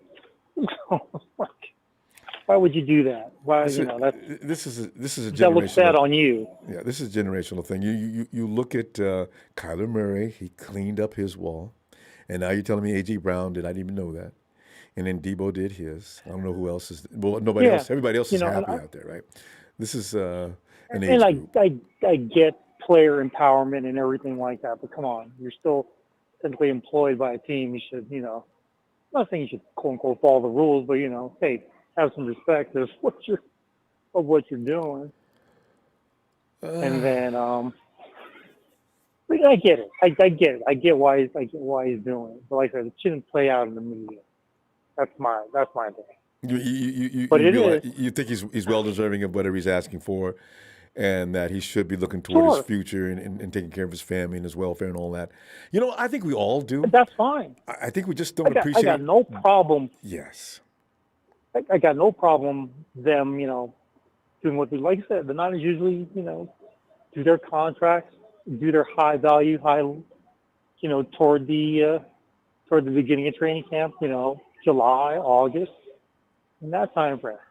So apparently they wanted to speed up that process. Well, this what's good about this? That's the only thing I can think of. Well, you know what's good about this though? When next year comes and they go ahead and talk to Nick Bosa, don't sit there and ignore him all the way into April. Let him know at the end of the season, Nick, you're having a great year. Listen, let's have dinner tomorrow and let's get things rolling. Don't have players sitting around waiting and guessing, because you don't know. No, they don't know Deebo apparently as well as Nick is going to be. Yeah. Nick's going to be his generational payment on that one. That's going to probably be the first $30 million man. Yeah, they know on they the got to defensive line. Yeah. So they're gonna definitely pay him. But like I said, if they were to unfortunately trade Deebo, I would say my best guess or my best trades. I think trading the Jets, get their 4, get the 10, get another third, and then flip that 10 for both of the Ravens' first-round picks. So technically, you'll have 3 first-round picks in that draft, and then stock up that way. You're talking about I just wish it was next year's draft. Is my problem too. From what I'm hearing about this draft, there's just nothing to write home about. There may be a player here and there, but they're going to get picked up by somebody else before we pick. So I'm like, this is really. There's just so many bad things about this whole situation. It is. Like I said, shouldn't have let it play it out in the media. That was my only thing. It's like, really, he had to do that, and then his brother came into the mix, and his friend came in the mix. Do you know? But and the other thing about somebody saying that, he wants to get paid just as a wide receiver, he doesn't want to be a running back anymore. Then why is he selling wide back T-shirts on his website? Don't even pay any attention to that. That is such a joke. I don't know why. That's an out and out lie. I would bet on that. Clarence, we're going to run out of time. I'll tell you what, I'll be back Friday, and let's see where this goes. We're probably going to still be on this subject. People already hey, Ronbo, you guys talk about Deebo a lot. Well, he's the news. So, That's exactly. And as far as trade, if they're going to do the trade, it's got to be before the draft. At the draft, on draft day. Hopefully not. That's too late. To get first round picks. Anything that'll be done in a hurry will be done wrong. So hopefully you get it done before. All right, Clarence, good to hear from you again. I'll see you Friday, okay? Take care. God bless. You too. Be Thanks, safe. Clarence. You too. All right, bye-bye. Bye. Emilio. What's happening? Let me know, as you see the fire starting to burn up more of the forest as we sit back here. And you know what? I got a question for you. Go ahead. You know how bad we were when we had Blaine Gabbert, right? I keep going back to this with you. How do you believe in him and you don't believe in Trey? And yet we knew most of us knew what Gabbert was. I'm trying to figure this out. You want me to answer? You believe in that crap, but you don't believe in some potential. Go ahead. I haven't seen Trey play enough. I've seen Gabbert play. We see potential, but we've all we most of us knew he was garbage. But a handful on here that thought he was great. I don't know why. Most of us knew that Blaine Gabbert was garbage. You can see potential. They've been around for a while, and it wasn't so much that I was a huge Blaine Gabbert fan as much as I was Cap had just completely lost it. But you believe, I get you on the fan, but you believing in this, you believed in that man. Now Trey shows potential. You don't believe in Trey. I don't. That's why I don't get your logic. I need experience. You believed in something that was crap, I need but experience. we see potential in the guy. You don't see it. Yeah, I need experience. If Trey that's comes what I'm out trying there, to. I'm trying to figure that out. Well, I'm just trying to tell you, the minute Trey plays 4, 5, 6 games, I'll have a better grasp as to how I feel about him. I don't know how everybody comes to these conclusions. We've seen how many quarterbacks come in to the NFL And after a few weeks, after a few games, you could see it's going to take a minute or worse. That's what I'm saying. I don't know how everybody just Not assumes necessarily. he's going to be so awesome. Russell Wilson came in and started balling out. But nobody knew. But you know what? People didn't say from day one that he was going to be all that, right? They didn't know what he was going to do. They said it was what everybody thought there's potential out there. Maybe this is the future. Everybody saw it in Ben Roethlisberger. But it comes to the 49ers. Wentz had potential. Trey Lance is not going to be. Has no potential. That's what I'm trying to see. A lot of these quarterbacks show potential. DeMito, tell me a first-round pick quarterback that ain't had no potential. Who? Name one that hasn't had potential. Yeah, every first-round quarterback has potential. Jamarcus Russell. Who? They didn't have any. Jamarcus Russell didn't have any, and he got drafted first overall. He's an put it like this: the number one draft pick. But okay, I got a good one for you. First draft pick overall was Michael Vick. Yeah. Then he had hella potential, and he did what he did, but he had a situation and then he went down the drain from there. But that Michael Vick was one hell of a quarterback. At one point. Ken Dorsey until he started playing Ronbo. Yeah, this is the thing. I don't. People misconstrue my feeling, Emilio, about Trey Lance. All I'm asking is to see a little bit more. I didn't say he was a bust or anything. The people are out there calling him a bust. No, I didn't say you. No, I didn't say you said he's a bust. No, but I'm saying I don't know. For some reason, you don't think it's possible for him to potential to be great. No, some reason. Just I need to see something. I'm the jury sitting back there waiting for the case to be developed. That's all. I ain't got nothing to say one way or the other. I've seen as much as you've seen. And I think you made up your mind already. A lot of people have made up their mind already. I just need to see something. I'm not making any judgment on him. I'm trying to say, what's taking you so long? Like I said, we go back to Garrett. You believe in Kraft, and you can't believe in Trey. Okay, you don't like Jimmy. A lot of people don't. You don't like Jimmy. A lot of people don't like Jimmy. Oh, I like Jimmy. That's what I'm saying. I never said I didn't like Jimmy. For people who don't like Jimmy, Jimmy ran his course. Jimmy's Trey career looks is like over the with Messiah. The 49ers. That's what I'm just saying. We're over-exaggerating and maybe a little overrating what we've not seen anything else. I mean, there's been a lot of quarterbacks that came in the NFL. Look at over in Cleveland. That was number one pick in the draft, and now all of a sudden they want to throw him in the garbage. Well, Baker didn't look good for a minute until he started playing like, Well, see, that's what I'm saying. OBJ got in his year and he was the worst quarterback. Believe me. He looked like he had some. And then when I do, you know how I do? I'm going to be the worst person in the world when it comes to supporting him. I just need to see it, you know? And with Jimmy, I mean, a Super Bowl, 2 out of 3 years, we went to the Super Bowl once and to the NFC Championship. To me, no matter who's involved, he was on the field. Did the same thing, and then all of a sudden, he just fell apart. So well, that's what I'm saying. Sometimes Jimmy didn't fall apart. You didn't get your ring. Jimmy didn't fall apart. You fall apart. He didn't fall apart. Well, technically, on injuries on every year and barely throwing the ball over 40 yards. But Cap wasn't hurt. He just also... Kaepernick was in his prime when he started falling off. It's just the team of Rats fell apart. Well, see, and what happened? He had one of the team who went to the Super Bowl championship game. All I know is it wasn't broke. The 49ers needed to be healthy. That's the only reason why they lost. With Cap, it was more than that. And that's why it's two different situations in my mind. Trust me. If Trey comes out there and looks like he can roll, I ain't got no problem with him. I don't know why people keep thinking, why you hate on Trey? Oh, my God. Why do I hate Trey? I don't know Trey. Because the way you're talking about it. I don't know anything about Trey other than a couple of examples. I keep telling you, you believe in Gabbard, sorry ass. Okay. You're never going to let that I'm go. riding with Trey. There's nothing I can do to convince you otherwise. I've already told you it's not true. Some garbage. It's not the case.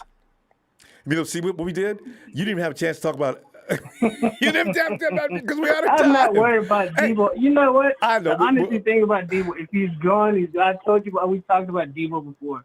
Yeah. If he's gone, so be it. Let's get the best we can get out of Deebo. If he stays, so be it. I told you, I like Deebo. I want him to stay. But if you don't want to be here, why are you gonna entertain it? Why are you gonna be on the team?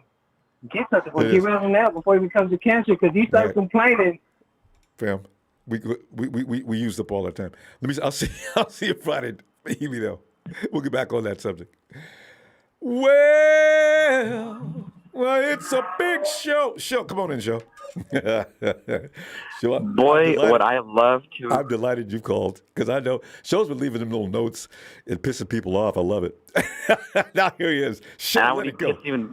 I would piss even more people off if I really shared my true feelings as to why I think Deebo wants to leave. But that's gonna be neither here. I'll tell you don't that. be shy now. I'll tell you Right, that. go ahead. No, I'll tell you that in a private. I'll tell you that in a private message because I get called out on Twitter, and I don't need to know. I don't need strange people knowing where I live. You know what I mean? So I know Twitter people get crazy, don't they? All of us yeah, be sitting it's up in the house ridiculous. with a submachine gun aiming out the window in the dark. At some point, you can't take a position in Twitter without people getting ridiculous. But go ahead. Oh my God. Anyways, but I believe that a trade is imminent. I believe it all has to deal with Deebo's new family. Like he just had a son. His mom is still on the East Coast. His brother is still on the East Coast. He's on a different coast, on the West Coast.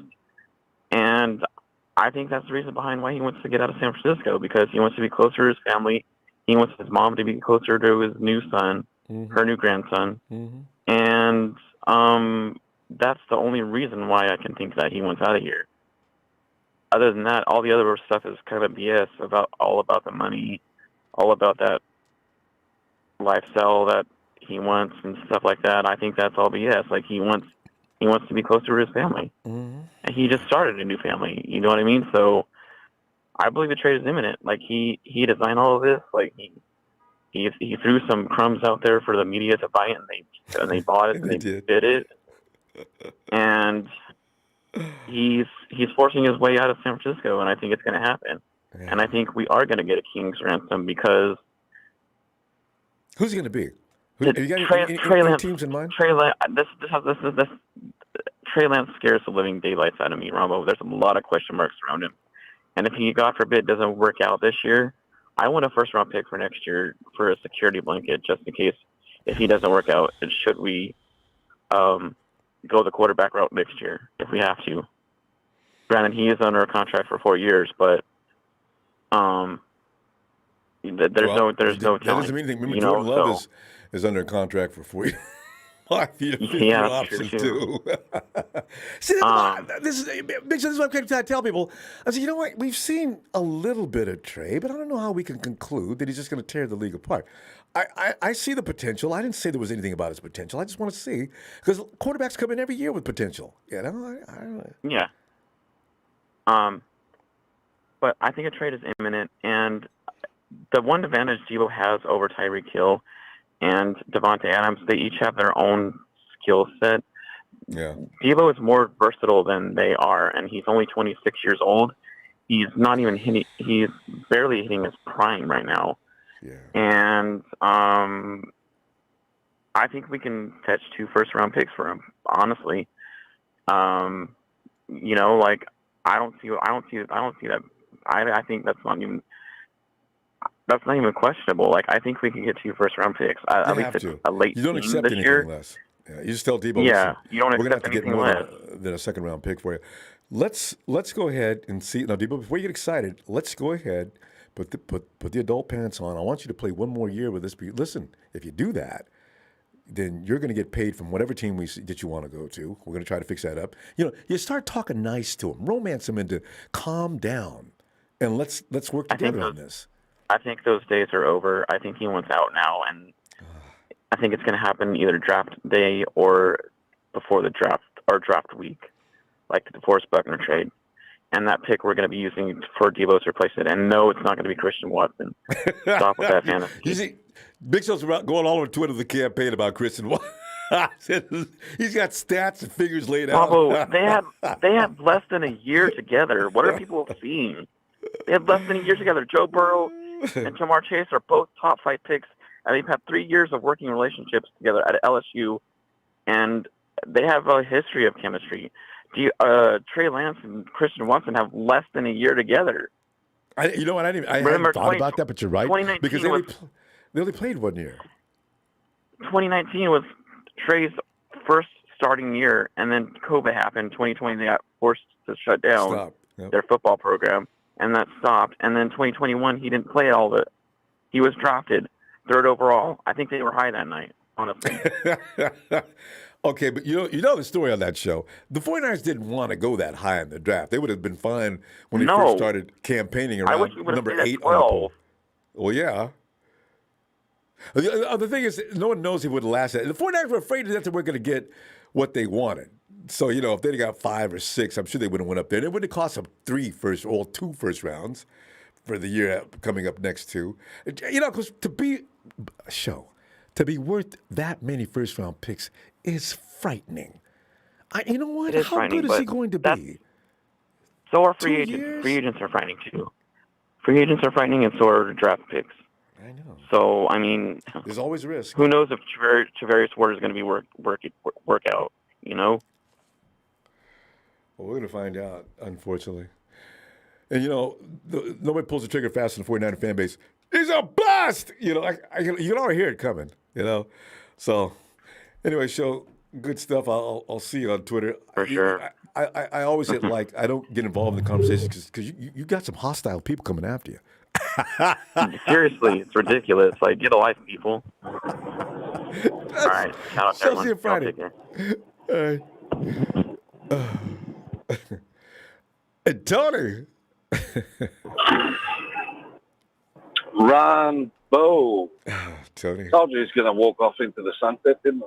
Yeah, he fell off the horse though before he got out of that sunset.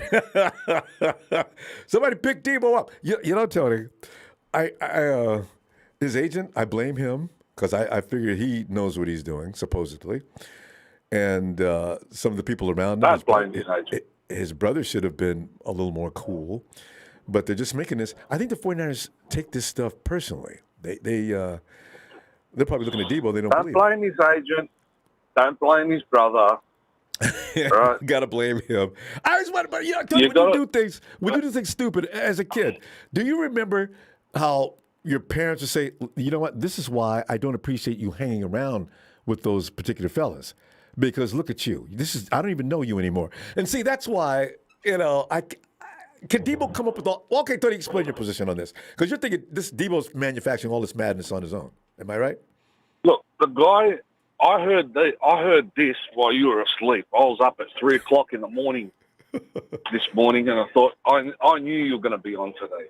Oh, absolutely. Right? It was a guy, one of the writers, or whatever you want to call them, sports writers, actually spoke to Deebo.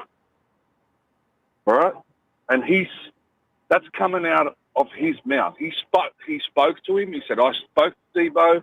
Deebo wants out. He doesn't want to negotiate about any money or anything. He doesn't even want to go into negotiation. All right? And I think the guy's name was Jeff Darlington. Okay. But he spoke to him and he said it was about the way he was being treated and used. Now, you as a man, Ronbo, you've got to have some credibility at some stage in your life. You've got to start becoming a man because you're going to have a family. You're going to have to look after those kids. Those kids are going to look up to you as their hero, all right? And you have to start acting like one. Right. And what happened to draft day when he started crying and hugging his mum and this and that, and everyone's jumping up and down, oh, he's going to the 49ers, and then they asked him in the interview, oh, what's your position? Wide back. I'm a wide back with a big smile on his face. After the draft, when they got interviewed, I'm going to play for whatever position Coach Shanahan puts me, and I'm going to do my best to, blah, blah. What happened to all that shit? I know, right? That's what I'm saying. I don't know who this is. All right? And now, all right, if I was Shanahan and Lynch, I'd say, you little prick. All right? I got rid of DJ Jones and Lincoln Tomlinson because I thought you were going to stay here. Right? And if Deebo had half a brain, he's got the same agent as A.J. Brown and DK Metcalf, who still haven't signed. He could have just held back, right, and waited for them to get signed to see what they get. They've got the same agent, right? And then could have started, making a deal, whatever the case may be. But let him go. Let him walk. He wants to walk, let him walk. Well, right? It's looking more and more like that is a huge possibility. It's not huge. It's going to happen. Yeah. I mean, you could trade Jimmy and Deebo to the Panthers, and I can give you a first and a second, and give you Christian McCaffrey. Whoa! Talking Christian McCaffrey. The only problem is Christian McCaffrey gets hurt easier than Deebo does. Well, that's bad. All right. Well, then I want him. I'm trading for DK Metcalf and playing on purpose every year, just playing and have him out on the West Coast. I think he'd like. I'm going to have to decline that offer.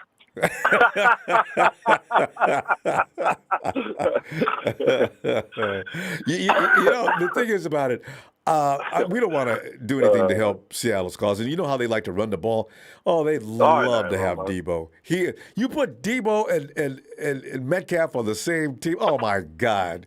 We're back to square one. It doesn't matter who the quarterback is. The 49ers want 2 first-round picks for him. So you've got to do your research and find out who's got 2 first-round picks and who the candidate's going to be. They're probably going to be Kansas City or the Jets. Because I was going to say the Rams and the Hawks don't have a first-round pick until the next administration takes over in the White House. They just don't have any picks for friggin' ever. And we still got Brandon Ayuk, and I think he's going to have a hell of a season. That's true, but you still need 2 guys. That's the thing. We finally got 2 guys. I was so excited about this last year. So we finally got 2 top-notch receivers. What about Juwan Jennings? Well, he's good. I'm not saying, but he's more of a that third guy. Have we seen enough of him? Well, then that's a good point. If I'm going to say that about Trey, I might as well say about Javon, too. He looks good to me. I like him a lot. I don't know that he can be a Deebo, but, I mean, he looks like he's pretty solid. I'll tell you one thing. No one's going to like what I'm about to say. But if Deebo goes, guess what? I'm keeping Jimmy for 1 more year. And I'll tell you why. All right? I'll keep Jimmy for 1 more year if Jimmy's willing to stay. He's getting paid anyway. He doesn't give a shit. But if Trey Lance has a hell of a year, all right, and we have Jimmy in the background just in case he gets injured, we still remain relevant for a run at the Super Bowl, all right? Even if Jimmy plays a little bit, wins the games, and Trey comes back in, doesn't matter. And at the end of the day, when Jimmy walks, we'll get a 3rd-round comp pick for him anyway. But, Jed York's not going to go for that much money sitting on the bench. And another thing is, I don't think Jimmy wants to be bothered with the 49ers any further. Everybody's talking about Jimmy. Jimmy's probably wanting to get out of San Francisco as fast as possible. Maybe he does. Yeah, but number one, people are accusing Jimmy of being a bad quarterback because of Kyle's system. People think Jimmy can't throw the ball. He has no power. That's bullshit. The thing is, Jimmy's out there doing what his coach tells him to do, and it got him into trouble. So Jimmy's might say, you know what? I wish I could go to a team where they would let me be the quarterback and not just have a run game coach that likes to throw the ball on occasion, So if he does and he comes up against us, he's going to know every single. No, Tony, we gotta go, Tony. There's gonna be so much more. I'll see you Friday, okay? Oh, production's be quick hair trigger tonight. Tony, we'll see you Friday. Tony, Atlanta, Tony. Ronbo, good evening. You guys are the top story of the day. I'm not surprised. This happens every since Jimmy Garoppolo came to San Francisco. We make the top headlines every offseason. That Aaron Rodgers steals a little bit of spotlight with his constant whining at the end of every season. But it's always about Tom Brady may be coming to San Francisco. The 49ers have turned down Tom Brady. Aaron Rodgers is said to be rumored to come to San Francisco. It goes on and on. Stafford is possible. Kyle Shanahan has been in, what is that place in Mexico? And only minutes away from Stafford and Coach McVay. I was like, can we please have a normal offseason where we're just looking to get better? Well, I guess that's what they were doing. They were looking, So finally, they made the move this year. Ronbo, you guys are not going to get 2 first-round picks for Deebo Samuel. But I tell you this, y'all need to work with the Jets. You know why? They got 2 first-rounders at 4 and 10. Mm-hmm. They got 2 second-rounders at 35 and 38. Oh. I believe you guys can get that 10th pick one in the first of round, each round, and that 35th pick in the second round. If the 49ers don't get too greedy, you're right, Tony. You know, if the 49ers don't get too greedy, and they just ask for one of those first-round picks and one of the second round, don't ask for one for next year. They can get it, you know. And because the Jets aren't going to give you 4, right? So take the 10th pick. That. That's a good pick. But y'all got to get that second round pick, though, at 35. That's the 3rd pick in the second round. And guess what, Ronbo? You guys will be able to get Christian Watson at 35. He'll be there. Big Show just took a swing at his phone. He is not going in the first round, Ronbo. I named in the chat. Go ahead, sir. No, I was just saying, the thing is, I don't know that is Christian Watson. You know, the more I hear about Christian Watson, the more I'm a little concerned I am. He played a little bit with Trey. I was thinking more like, I don't know, I had it in my mind, they had been playing a lot together. This is not a Joe Burrow situation with Jamar Chase. This is a few minutes together and made a few connections. Better than Christian Watson in this draft. Yeah, what? You don't think anybody's better than Christian Watson in this draft? Is that what you said, Tony? I said there are about 11 receivers better. 11. Oh, 11 receivers better than Christian. And hey, I think Ellis brought one up the other day. What's that dude's name that's got everybody buzzing? Receiver? Yeah. Is it Gary Wilson? Wait. Jameson, Alabama. Jameson, yeah. Burks? This guy Jameson, he's the guy I hear about from a lot of people. So, you know. They got him graded as the second best receiver of the draft. Oh, my God. He's no chance the 49ers can get that. But we're going to have to change Christian Watson will be there in that second round, I'm telling you, because I wanted to get him at 43. But if you guys pull this off, y'all going to leapfrog us, and y'all will be at 35. Y'all be at 38. 49ers ain't going to pick up no wide receiver 35, fam. I tell you what, here's the thing, Tony. The 49ers have some pressing needs in the trenches. You know, it's not so much on the defensive end. But the offensive line has got to be addressed. Alex Mack is not going to play next year. We may not even play this year. And that right side of that offensive line, people think that Jimmy sucked because he was getting killed from the right side of the line. They've not seen nothing yet because Jimmy actually seen that coming, and he could get rid of that ball quickly. Trey ain't going to see nothing but a bus coming at him, and he ain't going to be able to process that quick. He'll start running. Okay, now where you going? See, I could see the 49 offense being helter-skelter chaos unless we fix that offensive line and give that kid some time to think and throw. So they're going offensive line, I imagine, first round. We'll see. If you get a first and a second, now you guys have 2 second-round picks. And you can address your offensive line in the second and third round. That's true. Yeah, some of your best offensive linemen come out of the second round, unless they're Alex Lynch, one guy that I sent you out of Boston College, the center. Yeah, because his brother plays for us, Chris. He made the Pro Bowl last year out of Boston College. He's right guard. Yeah. So, you know, I tell you, it's just the draft is only a few days away. What the drama will unfold, won't it? And Ronbo, when Colin Cowherd was breaking the story, talking, and I respect women to the fullest.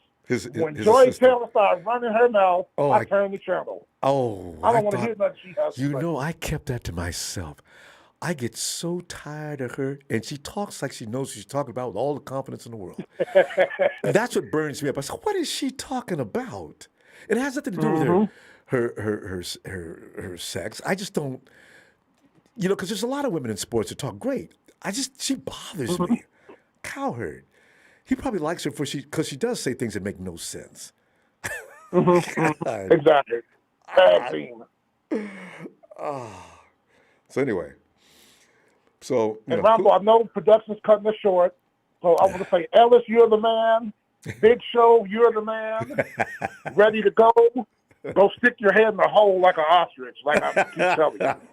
And quit infecting this 49er chat. You're an infection. Ronbo, you're the best in the business. Shout out to you in production. Thanks, Tony. People hit the like button. There's approximately 254 people in the chat, and only 78 of us hit the like button. Oh, hit the come like on, button. guys. Give me some like now. Exactly. This story is going to heat up, Ronbo, and we got about 8 days to the draft. I took 2 days off for the draft like I do every year, and I will talk to you Friday. Looking forward to it. Tony, have a great night. Thanks. God bless. Take care. Oh, here it comes. You know, we have like people all over the when it comes to opinions, Fly Guy is in a category by itself as well. Yo, Fly Guy. Ronbo, what's good? Fly Guy, you know what's good. See, because now the details are coming out a little bit more, and some of the things I think some of the things you've been thinking are true, and then some of the things that are being said are also true. I'm still trying to wrap myself around Deebo asking for a trade and why. I still don't get that. So, but Fly Guy, I'd love to hear what's going on with you now. I'm not going to ask you any questions. I just want to get your opinion on this as it evolves. Let me tell you, don't blame Deebo. Don't blame the team. Mm-hmm. You know who to blame? Mm-hmm. The NFL. Because the NFL know the system don't work. It's not just Deebo that's going through that with 49ers.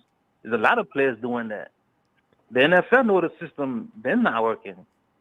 So they need to change the system. Here's my thought to change the way to change the system. There's no more agent. Like, agent are gone. No more agent. Player don't have agent. How player is getting paid is going to be based on bracket. Here's what I mean by the bracket. Mm-hmm. Let's say, for example, a wide receiver, right? Mm-hmm. Every wide receiver start with $1 million. For every touchdown you catch, there's $500,000. So you catch 2 touchdowns, that give you $2 million. So you catch 4, that gives you $3 million because you start with 1. So this is like a bracket. For every 1,000 yards you get another $1 million. Quarterback, for every touchdown you throw, you get $1 million. So you throw 30 touchdowns, you get $30 million a year. Like, I like this. So now, you get what I'm trying to say? So now the player cannot come to the team and be like, I want $60 million. And the team cannot be like, I only have this. So there's a bracket to pay the player. It's like there's no argument here. You get what I'm trying to say? Yeah. Just like when you go to a job, right? I'm gonna give you an example. You go to a job right now, you see that the attorney gets $40,000, the assistant gets $30,000, the clerk get like maybe $20,000. It's all split up. No clerk can work in there and say, give me $25,000. There's a pay bracket there. You get what I'm trying to say? That's how let me just because some people are confused. But listen, what Fly Guy started off saying to begin with, which really got my attention quickly, was don't blame the player, blame the game. Yeah, it's just not working because you can't blame Deebo for wanting more. If he can say I want more and he's gonna get more, of course anybody's gonna say give me more. But when you have a bracket where the team cannot give you less, or it's based on the play that you did that year, you get paid. You know what I'm trying to say? And they should make it that way. A lot of players will never get. A lot of players won't get no money though. So they got to come up with a base salary. No, you'll get money. Think about it, Ronbo. You'll get money. Every let's say a wide receiver. Every wide receiver on the team will start with $1 million for that year. So, and then if you get 1,000-yard reception, that 1,000 yard is $1 million. Yeah. Every touchdown is $500,000. So you get 1,000 yard receiving. Yeah. 2 touchdowns. So that gives you $4 million. So if you're a player that score a lot of touchdowns like Deebo, his bracket would have been what? Would he score 17 touchdowns? Well, yeah, the more prolific you are. But, Fly Guy, people go hate each other in the locker room, I can see the wide receivers and everybody else coming at the quarterback. Why don't you throw me the damn ball? How am I going to make any money out here? I blame you. You going to support me? Yeah. Go ahead. Yeah, you're right on that one. Because every way you're trying to fix it, there's going to be a crazy way of players like fighting in the locker room. You ain't throw me the ball. You know I need $50K to pay my rent. You see that? So, then the game loses. You won't get any, you probably won't get any good ball players anymore because they're not going to want to be bothered with that. The draw of the NFL is the magic money. And, when you think about a fly guy, when you look at baseball, you don't have to, you got a long season and they get paid mad money compared to NFL players. Look at the NBA. They get paid crazy money too compared to the NFL. And it's all decided on the day that they sign the contract, and that's the end of that. They don't worry about guaranteed monies and all that. But the NFL is short, so it's a short season. Like the NBA go for like how many games? Almost 70, 60 games. Well, they go for the same amount of time per year, but they don't play. The NBA they play ball games all the time, but they still have they make more money because they play more games. So that's why players can get paid more money. But NFL, you only play like 16 games. Yeah, but those games once a week are pure hell, though. It's kind of, in that case, you got to work every day still. So, but I don't know. They maybe should change the structure of how things are done in the NFL, and maybe they could eliminate some of these arguments and fights that every year. Eliminate the agents, because I believe it's the agent that's the bad influence. the guys are young. He's like, I can get you 30. I see you. You got all this yards. I can get you 30. Nah, we ain't budging. Like, you feel me? Yeah. It's somebody's like in your head, like telling you, don't take that. I'm gonna get you more. So you're like, okay, here, I want more money. So it's like the NFL got to change the system, because you can't blame Deebo for, if I can ask for 30, of course I'm gonna ask for 30. Then I'm gonna ask for 20 when I can ask for 30. And the thing is, they can give you less. Well, of course you can do that. But Flacco, you know what they need to stop doing also? I don't need to pay you because you're wide receiver one, because wide receiver one over in Kansas City and in Green Bay is getting paid the amount of money they did. There should be other variables involved. The standard is set, and now no matter what I did, and every time I look at Dak Prescott, the same thing. Dak Prescott has no business getting $40 million a year. He is old. Yeah. He's a little above average, but I don't know if he's worth $40 million a year. So I start judging you and evaluate you according to stats and numbers. I don't. That's the cap I'm trying to tell you, Ronbo. Even if the player's gonna fight about it, but you cap the player. You cannot say you score 15 touchdowns, you get $7,000. I mean $7 million for 15 touchdowns. 1,000 yards, you get another one. That's 8. 50 reception, you get $500,000. It's like you paying a player based on production. On the production, but Fly, you'll have the players' union. You talk about not working for as long as it takes to get that worked out. But Fly, I got to tell you, it is interesting. And a lot of jobs are you're paid by same thing. What you? Yeah, I agree. But it is a professional sport. Some job wants you to stock 100 a minute, because they want the production to pay you. They don't want you to just sit there and go slow and be like, I'm gonna pay you anyway. So that's why I say based on production. And if they can cap, just like they have salary cap with every team, they can have cap for players can go over like. Oh, they actually do. There's no argument there. We got to go before we get cut off. So I tell you what, I'll be looking for you Friday. All right. Yeah. All right, fam. Good stuff as usual. Always interesting. Have a good night, fam. Yeah. And hey, Casey.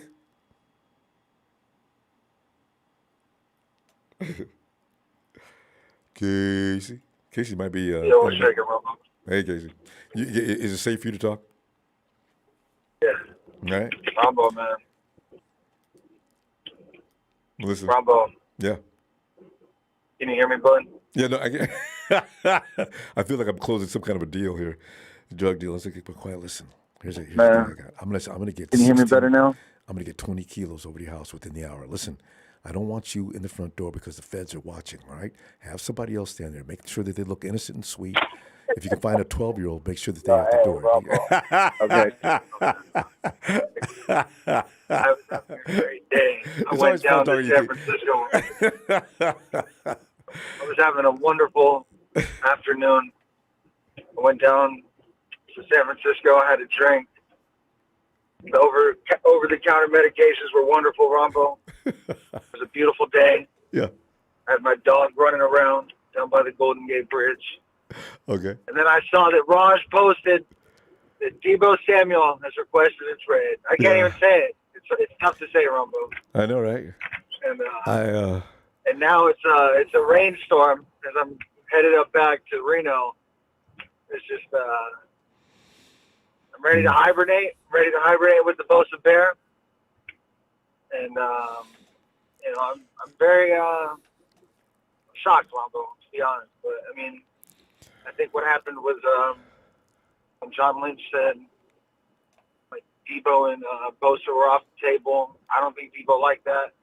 I don't think any of the players like that. That's a good point, Casey. Don't take me for granted, right? If I'm a player, On some level, Deebo has to be thinking like, well, what about Jeff? About what about Dwelly, Ronbo? Somebody asked about him the other day. Yeah. Hey, Dwelly got paid, what's by the way. What's going to happen to Dwelly? I want to know what Dwelly's going to wear. You know what I mean? Yeah. I want to know what Hefe is going to wear. These guys got to think about their future. Deebo and all these players, the way they play, Ronbo. Yeah, man, week 8. Let's see if Deebo makes it to week 8. That's what people are thinking. I get it. Mm-hmm. But, shoot, Ronbo, it's a cold world. It sucks, man.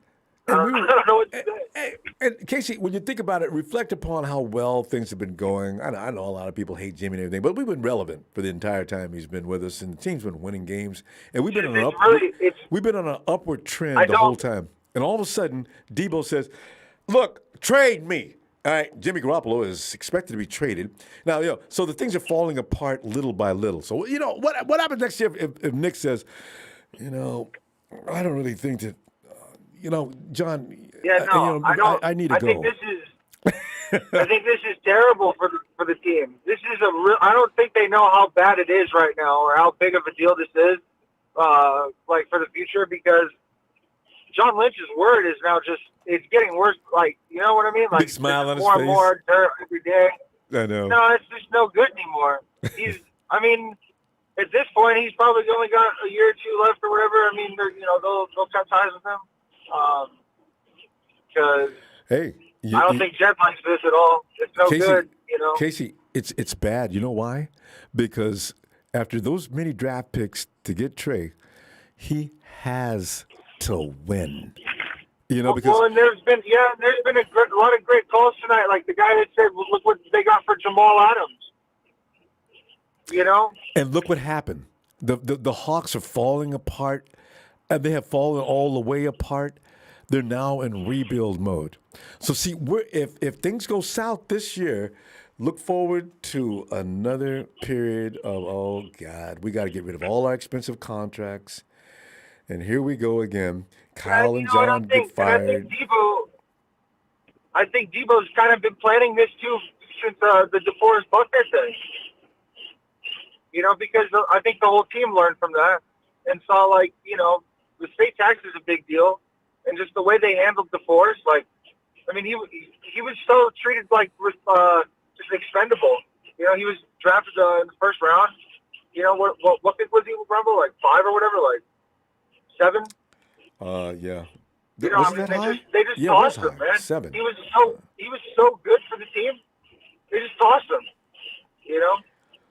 Well, I think they offered him 18, and that was too low for. Well, not too low for him, but then he said 18. We'll give you 22. What? Yeah. Okay. So Casey, we're gonna run out of time. Let you get back to what you're doing here. I'm telling you what. I'm gonna Casey, I'll be back Friday, and can't wait to hear from you as I always do. Yeah, right. I'm just about to go get some over-the-counter medications and call it a night, Ronbo. I'm about to hibernate with Bosa Bear, and wake me in September. Hopefully, they keep Deebo and Brandon Ayuk, but they'll probably just package Deebo with Jimmy for a bag of chips. Yeah, that would make sense. Later, Ronbo. All right, man. Right. If a team is smart, you do get Jimmy and Deebo at the same time. They've been working together for how long? If anybody knows each other, they do.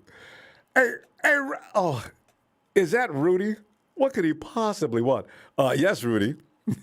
Ronbo, how's everything going in Ninerville? Don't start it. Listen, Rudy, you need to be sympathetic toward this situation because the fact of the matter is you could be next. Ronbo, I'm not even going to say nothing. I want you to answer for me. The Deebo situation, how have they handled it? Oh, you want me to give him a grade? Have they handled it good or no? The Niners front office, Lynch and no, of course not. No, they get a D minus. Yeah, go ahead. Okay, that's one. That's the Deebo situation. The Trey Lance situation, how have they handled it? Oh, there's another D must, and nothing to do with Trey as much as it is with the 49ers office. And how they're handling it. Now they're telling Trey things that make him. I'm just saying about the Trey situation. Now they're saying things to Trey, and the writers are saying Trey Lance is under the impression. I says nobody's told him yet.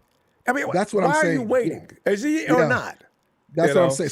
So I have a third one for you. Lastly, the Jimmy G situation. How have they handled it, Ronbo? I'm not even talking smack. I'm just asking you questions. No, that's a fail. That's a fail. Because in the first place, instead of trading up for a quarterback last year, get a serviceable quarterback. Get what's his name? The tight end that the Falcons took. Well, you know what? They wouldn't have been up at number 3.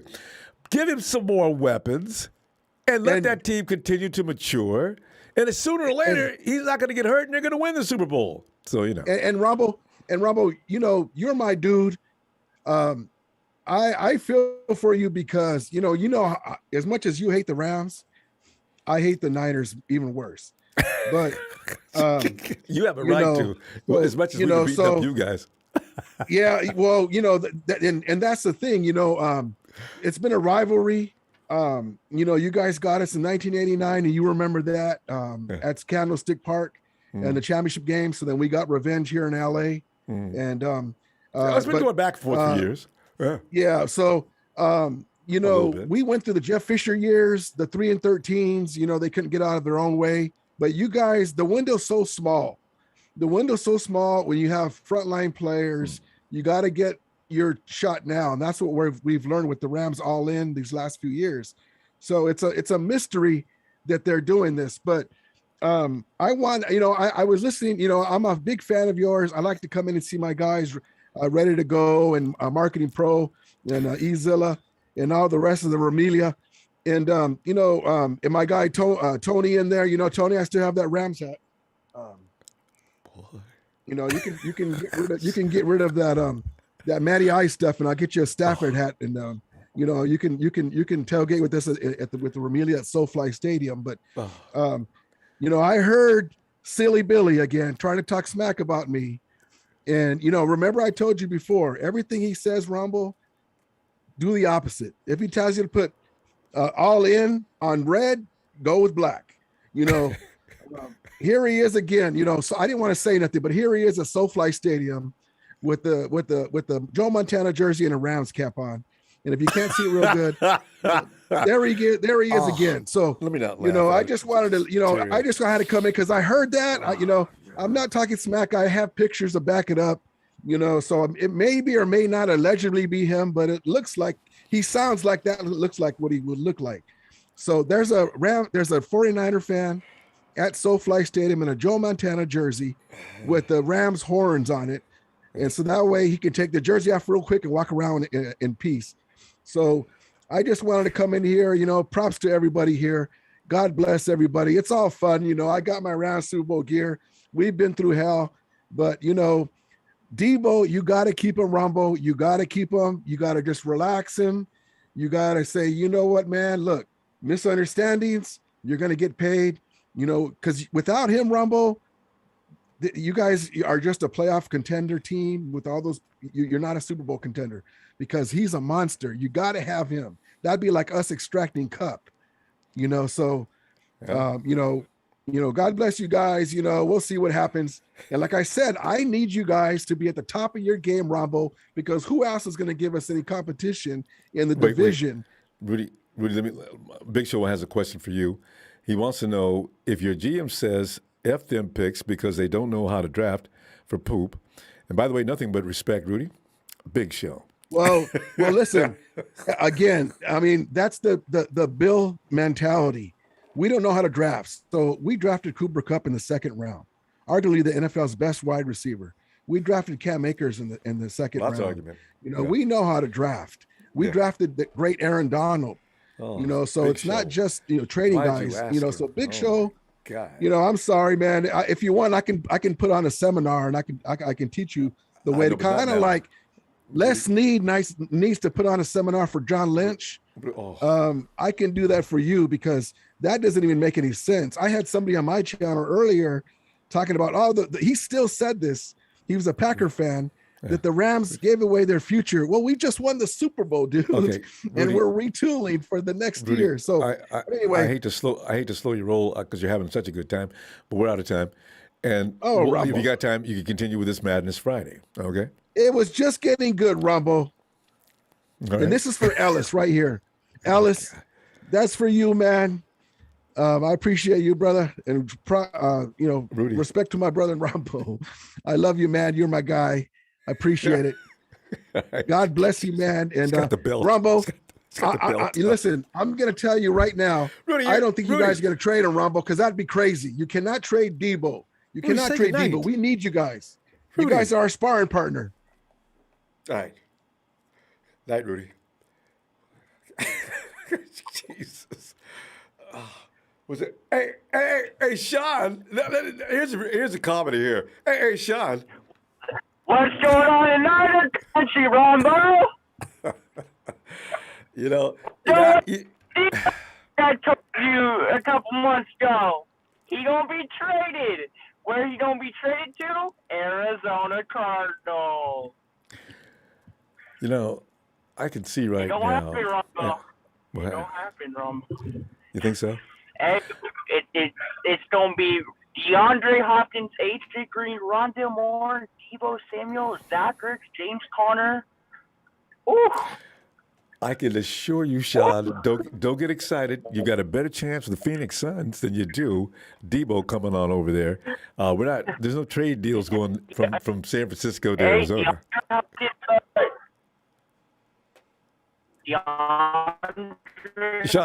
Sean, your connection is. Sean, you're sounding spastic. Your connection's. Him and Deebo. Sean. Hold on, let me turn my. Can you hear me better, Ronbo? No, hold on. Yeah. Can you hear me now? A little better. Yeah. There's no echo at least. But yeah, Deebo Samuel is going to be an Arizona Cardinal or a New York Jet. Okay, help me understand how in the world he's going to be an Arizona Cardinal. Because we'll give you guys Andy Isabella. We'll give you guys a first-round pick and a second-round pick. And he'll be an Arizona Cardinal. Well, I don't know about that. And maybe we'll just sign Dre Kirkpatrick just to send him back to you guys. We'll throw him in the deal too. Sean, you talk like a man who's not happy with his own team. What is it? What is the problem? No, because I'm not. Because Kyler's pissed off right now. Kyler's probably going to be traded. This is what I think is going to happen. You guys are looking for a trade partner. We can be that trade partner. Let me take Jimmy Garoppolo. Let me take Deebo. I'll give you Kyler Murray, Andy Isabella, and a first-round pick. And I'll take them off your hand right now. Because then Jimmy Garoppolo can actually throw to good wide receivers. What is your GM's name, Klein? I'm going to pass on that offer. Thank you. Nobody was asking you. No, Ellis, that's his job is to accept or it doesn't matter if you ask me. I'm here. This is my platform. Ellis is my platform. Ellis has been appointed. He accepts deals. You're a visitor. You're a visitor, so you'll wipe your feet and you will wash your mouth out with soap before you get on here, and you will talk politely. You will be in line. You will be in line. That's a good question. Sean, I'm going to tell you right now, We were talking about first-round picks. Now, Tyler Murray, he's walking on thin ice as far as I'm concerned. As a professional, at the end of the season after you have a bad ending for the second year in a row, you don't come out saying things like, I really feel like I need to be further compensated before I put my life on the line like that. You can have them. So I'm not. Hey, you guys got to. But if Kyler don't play, who don't play? We don't have Colt McCoy play. Actually, the way they're going to have do you the to play. Same thing. No, they're going to have you to play and suit up. Then they're really going to be doomed. What a world! At least I can beat the 49ers. At least we beat the 49ers this year. Sean, we're out of time. On that note, go ahead. Go ahead. Keep it going. We want to hear more. How are you going to do that? Tell us. How am I gonna win? When your eyes are closed and when you're sleeping at night. Is that right? Go ahead. Yeah, we get it. No, because I'm gonna throw touchdowns to DeAndre. Because who are you gonna have cover DeAndre? We already saw what you guys did with Josh Norman with DeAndre. Listen, good. Sean. Remember Jason Verrett? We could sign him back up, and he likes Jason to play Verrett, against playing against D-Hop. But then you also have Rondale Moore on the other side and AJ Green. So what are you going to do about them? Sean, we need to pick this up. We'll pick this up on Friday, okay? Because you're out of time. I like Rondale, but we don't like you. Later. Yeah. All right, John. Well, I blame production for bringing in Rudy and Sean back to back. That was hilarious. Let's go ahead and get somebody in here. Hey, Mass Draw. What's up, Ronbo? MD, we're sitting here looking at a situation now we never would have imagined. With me, MD, I always assume, I do sometimes like to see the world through red and gold glasses. And when they said, Deebo said he wants to get traded, I said, yeah, damn lie. No, he don't. And now I'm finding out that it may be true. Okay, that is true. Let me ask you a question, Ronbo. Mm-hmm. In 2021, who led the league in yards per catch? That was Deebo, wasn't it? Yeah. Deebo Samuel with 18.2 yards per catch. He did that despite having the average depth of 8.1 yards thrown to him. Mm. So that means his run after catch is serious. Yep. Okay, and people are talking about getting rid of that. I know, number right? two, with no hesitation. Sound like they got a smile. Yeah, in no their hesitation. Check this out. Number two, Deebo touched the ball 136 yards. That totals for 1,770 yards of total offense with 14 touchdowns. Who's going to replace him? Who's going to do that? He's not replaceable. You may try to get somebody in there to fill the void, but it's going to take at least two players to fill that void. Well, just by what he does. We don't have a running back better than Deebo, MD. We don't. Not now. We used to. No. And everybody thinks Ayuk is good. Well, Ayuk is way better than that. No, what do you mean? No, he's not. He's good. Look, Ayuk is good. Ayuk is good. Yeah, he's good. He's not a WR1. Deebo is a wide receiver 1, which is going to call for safety help over the top. He's going to get doubled. So Deebo's gone. Guess who's going to be getting double teamed?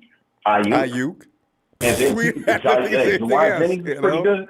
Look, Jawan Jennings is pretty good. Hey, he's dope. He might be a superstar. But now the attention is on Ayuk and Jawan Jennings.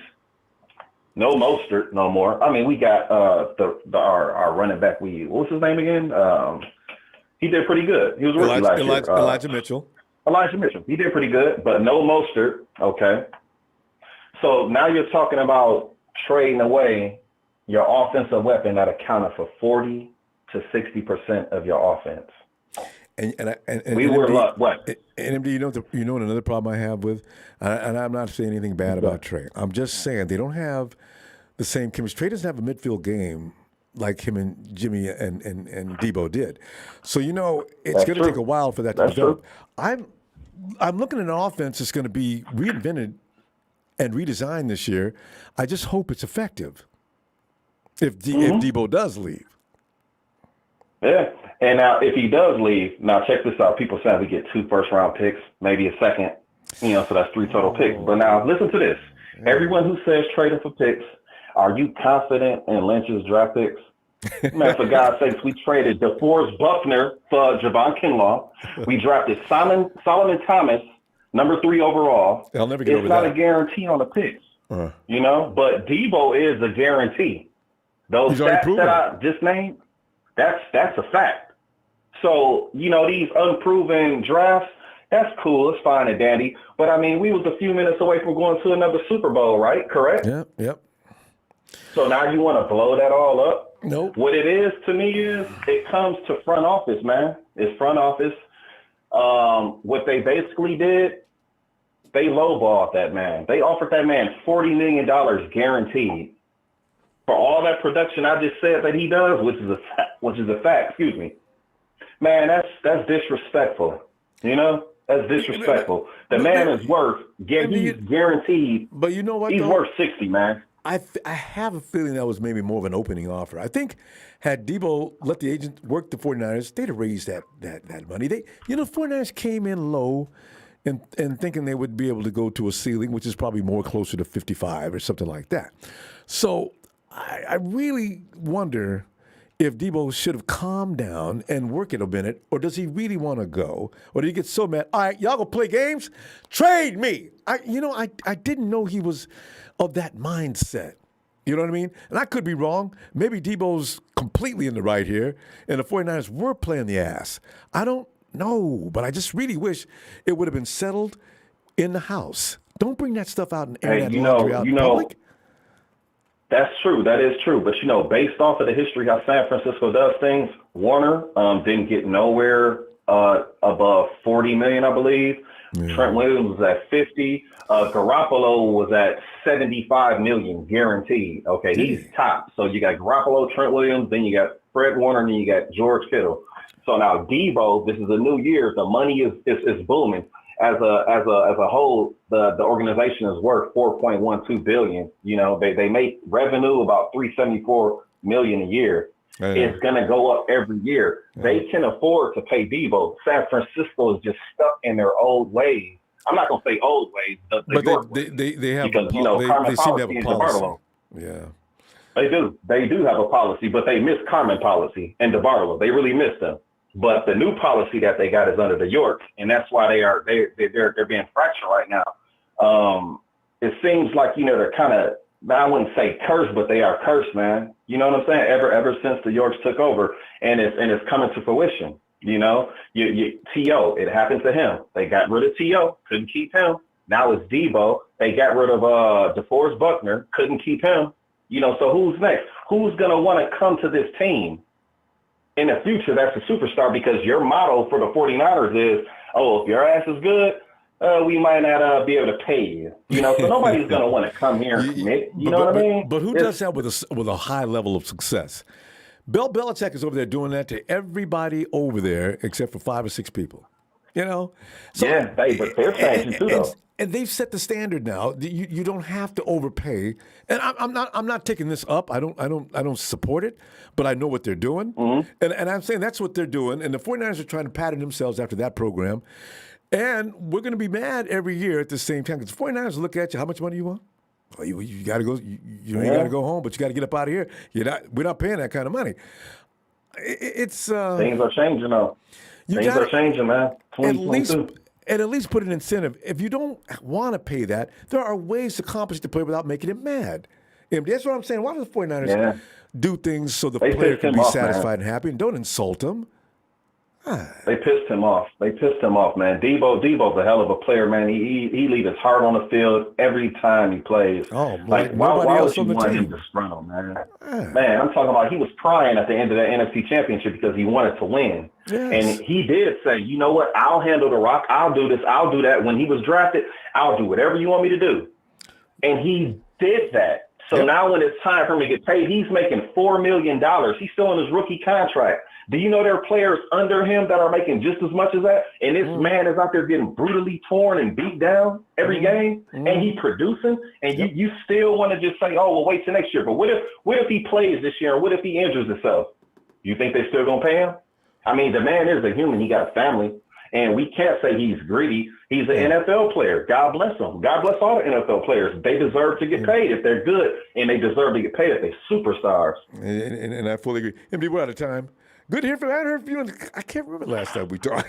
It's been a while. It's been a while. It's been around. Hey, I'll be back Friday. I'll be back Friday, Ronbo. Hey, everybody. Hey, appreciate Ronbo Sports, man. Hey, hit the like button, subscribe, and hey, take care. Love all y'all, man. 49ers for life. I'll see you Friday. Ronbo. Great to hear from you again. All right. Talk to you later. All right. You too. Later. And Splendid Differences says, y'all better stop sleeping on Ayuk. Nobody's sleeping. Guys, here's the thing about football. Nobody's sleeping on Ayuk. But the minute he becomes by himself, what am I going to do defensively? If he's a problem, I'm going to double team him. I'm going to take him out of the game. Do you get it now? You need more than one receiver. We've had that situation for too long. We had a 1-2 punch with Deebo and Ayuk. Well, you take Deebo out of the equation, you're back to struggling. You know? That's what we're talking about. Nobody just... Big Show says, I don't mind getting rid of drafting replacement, Patriot model. Chandler Jones, J.C. Jackson, they had no problem getting rid of and replacing. But Big Show, we haven't seen what they replaced them with yet. You know, if the Patriots continue to win, see, the Patriots are making it bad for a lot of teams for the reason that they have a certain amount of success, no matter what they do. But Brady's not there anymore. If they do the same, if they make the playoffs next year, doing what they're doing now, it's going to catch on all over the league. Pretty soon, players don't have any place to go. Yeah. Hey, yo, Raymond. Hey, what's up, Ronbo? How you doing tonight? Raymond, like everybody in the Empire right now, man, what the hell is going on? I never saw this coming, and now here it is. It's here. So, Raymond, your feeling on this situation, Deebo Samuel, it appears, and allegedly he's mad, and you know, because we ain't got no real proof of anything other than what we're seeing. So what are you thinking? All right. Now, I see the headlines. That's why I had to call you tonight. You know, we ain't trade Jimmy yet, so I didn't want to keep, beating a dead horse saying the same thing because we got to get rid of him. But look, right? I think it's one of these cases of I see this guy and I want to get that bread. There's nobody mad at Deebo for trying to get his bread, but he's not about to get his bread and sabotage the 49ers, man. Come on, man. Y'all looking at it the wrong way. I'm looking at it like this. He been on this team 3 years. This is about to be his 4th year. He been hurt like every year. I'm looking at it like, yo, yeah, you had one good season, but, you had a hell of a season. You're a great player, but we still got to pay Bosa. We still got to pay all these other players. You're not about to get all of this money. And since you want to go so bad, we could go get 2 first rounds and go get that boy Christian Watson, and we could keep moving because the 49ers is red and gold. The 49ers don't say Deebo Samuel. So, I mean, I respect Deebo, and he a good wide receiver, a good player. He get in the backfield. But, man, come on, man. You can't hold us hostage. You're not Tyreek Hill. You trying to get all this top dollar money, but we still got to pay everybody else. There is a salary cap, So I understand.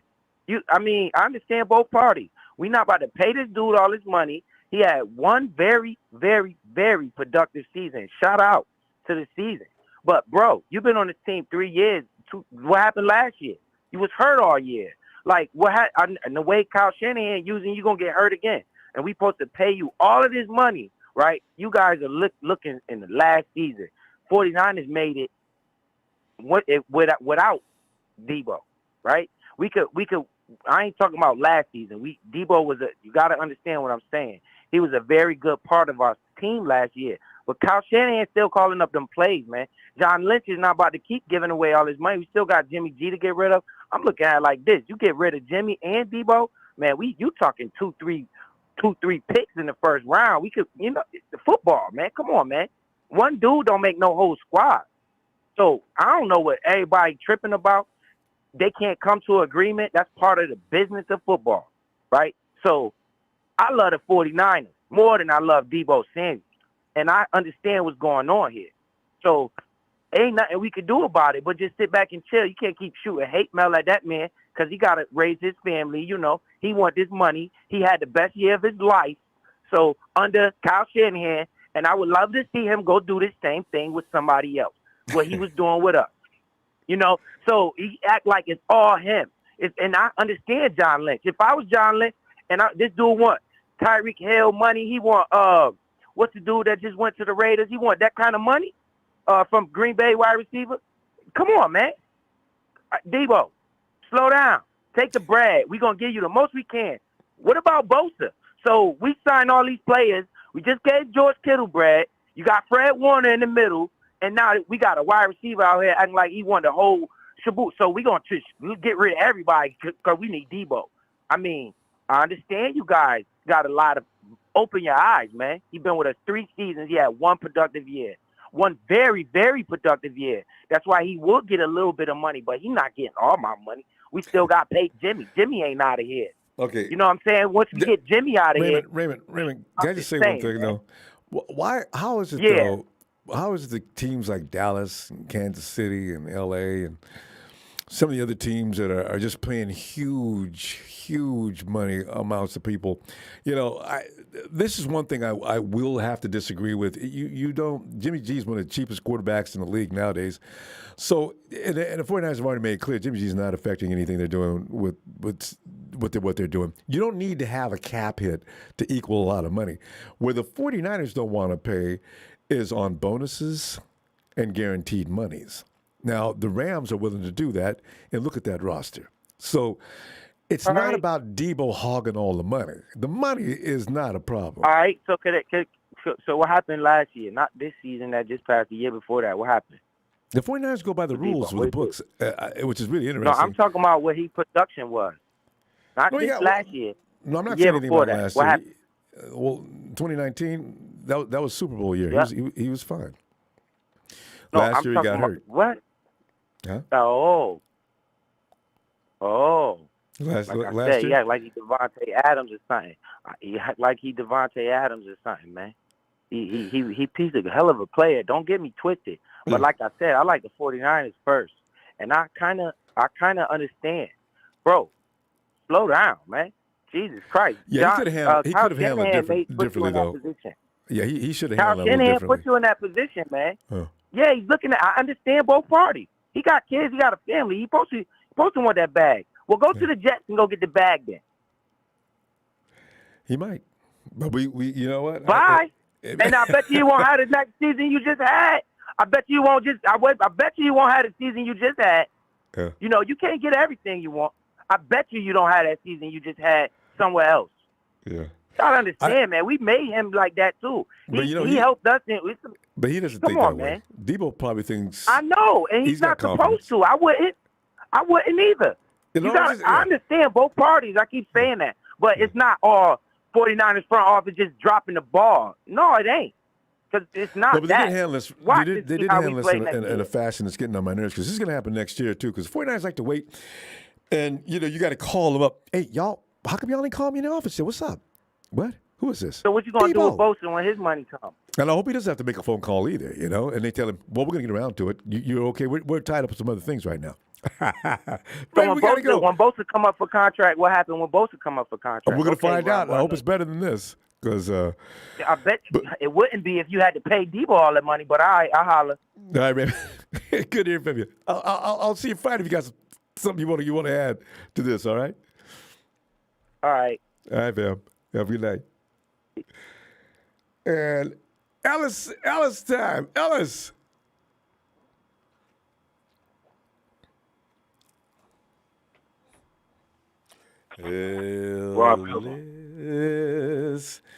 Ellis, we see, like every offseason we get something to holler about, don't we? Here we are.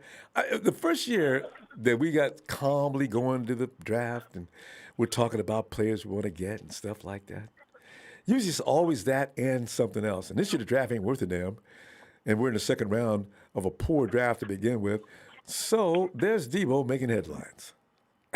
You're thinking. And everybody asking the same questions. How did the 49ers handle this? Is Deebo out of line? Do we do well? Are we going to be fine without him?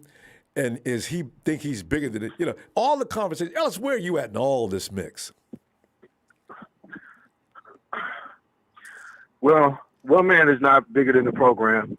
You know, I think Deebo's presence or lack thereof is a grave impact. He's irreplaceable. The only way you make up for a Deebo being gone is you actually utilize your other players. See, when we put all of the pressure and all of the game time decisions and plays in the hands of one player so much, that players, you know, the dependability and the dependency on a player like that, it just grows. So it just makes it look like, you know, in which a lot of the time it was Deebo who ran that 82-yard, you know, touchdown, and Deebo who ran that extra, you know, so many yards, and who ran for this touchdown and broke these tackles and did that, because he was the player that in the moment who got the ball and that we had to depend on a couple of times. And it was in the most pivotal moments. We're not guaranteed to get a player like that. Like I said, he's got a natural backyard playing ability to where you give him the ball in clutch moments, he's not going to go down. You're going to have to hit him with a Mack truck in order to put him down. Those are things that you don't get at all players. Like I said, some players go down after one or two tackles. They lose their momentum. They don't absorb contact correctly. Some guys just go down. You know, those guys are hard to come by, and that's all in the heart. You can't coach that. That comes within the person and within the player. We could trump it up to Deebo was just taking no prisoners because it was a contract year, and so he wasn't going to go down regardless. He was going to make sure that he got every yard that he could, and every possession he was going to take, and you know, he was going to go all the way with it. He's going for the end zone. You know, that's a mental thing. That's a component that not a lot of guys have, NFL, you know, player or not. So I'm just saying, there's things that we will miss if Deebo does not stay with the team. The only way you can find a way to make up for that, or even just be able to sustain some kind of effectiveness, you know, on the field, is by utilizing the weapons that you have to compensate for that loss of that one person who does such a great deal of things. I'm not going to take anything away from Deebo. I couldn't. I'd be dishonest, and I would be disconnected with the reality of how important he was to us, you know, each year and each time he was on the field. We do have an entire team, though, that is very, well built. We have a lot of players and a lot of depth that we just need to utilize more. You know, Brandon Ayuk, George Kittle, I talk about all the time. You know, start utilizing Ross Dwelly more. Start using other guys that have been sitting around waiting for an opportunity. You know, I'm not going to say like a Deebo because they're not Deebo players, but there's guys that are waiting for an opportunity that Kyle just not utilizing. And that would be the only way that we could try to, you know, account for in some capacity what we're missing if Deebo leaves. Well, a lot of this was on it. You got to reestablish a go-to guy is the problem. Because Deebo was the go-to guy. Every team has that guy, you know. So we got to find when Deebo leaves, now we got to find another go-to guy. Every team's going to do that. You know, no matter what your team is, if you got a stud, quarterback's going to look for that guy every time. Devontae got overworked in Green Bay. You know, you look at Tyreek Hill. Mahomes, after he heard that trade, must have passed out. You know, and Trey hasn't played with Deebo enough yet to feel any pain. Trey probably says, I'll be fine without you. But every team seems to have that guy, you know, and we had it. And we had good complementary pieces around him. So now we're going to have to reestablish what we're going to do offensively this year, which is going to be interesting. I hope it works. Yeah, man. I mean, it's he could have done this better. He could have went about this in a better manner. It didn't have to be him scrubbing. But I don't think he wants to play. I don't think he wants to play anymore. Something to me, though, about in the most pivotal moments in the NFC Championship where Kyle did not give Deebo the opportunity to put the team on his back one last time or a couple of more extra times. He did it in the Super Bowl. When this is a win or go home moment. He did it that in the was Super Bowl. disappointing. Him and Deebo. Well, that's what I'm saying. Kyle has something to do with this, regardless of whatever kind of relationship they have. Deebo was pissed off, and you could see from him on the sideline. They keep talking about him crying. That's when you know that you are better. Yeah, that's anger. You know what I'm saying? And regardless, sadness, anger, everything under the sun. He knew that if he got the ball, that we would have been the ones holding up the trophy at the end of the NFC Championship, and their coaches didn't believe in him. I don't know if Kyle felt like he lost some power by publicly saying that Deebo asked him for the ball, told him to give me the ball, and he actually did something with it, and if that maybe in his ego made it feel like he's taken a step down and like he didn't have the ability to make just good game decisions, and a player had to come up to me and tell me, yo, coach, give me the ball, I got it. I don't know, because, Kyle's weird like that. I think that there's a possibility. There is. Yeah, then he could have been like, well, I'm not going to do that again, because then it's going to be, the players are running me and I'm not running them. Right. You do your job, I'll do mine. Yeah. Anyway, I don't like that shit about him. You know what I mean? So, we could anyway. Be wrong, but the thing is, it looks that way sometimes. But now, we got to stop him. Yeah. If he's gone, he's gone. You know what I mean? Like it's only going to get worse from here. I feel like, and as I said, the energy between the team and the coaching from him saying that. But I'm just saying, now that he's gone to this extent, that he's trying to push away, y'all, and I don't know if it's worth even trying to salvage the relationship to keep him, because he's going to be unhappy. What's the point of having a player retaining a player who's unhappy, who doesn't want to be here anymore, who is showing that publicly and in so many various ways? Yeah, true. Let's see if it's repairable. We'll figure it out. Peace and love. Shout out to the faithful, man. Love y'all. That kid with the Cardinals, man, go. Tell mommy it's time to change the diaper, and because you real elementary out here in these streets. Peace and love. Make sure y'all hit that like and subscribe. Wipe your feet, man, when you come in here. Y'all, keep it. But love you, Ronbo, as always. Back, man. Shout out to y'all. Shout out to that adorable squad. I'll see you Friday. Thank you, family. Yes, sir. Yes, sir. Peace. Right. And the law has just rolled in. Hey, Brian.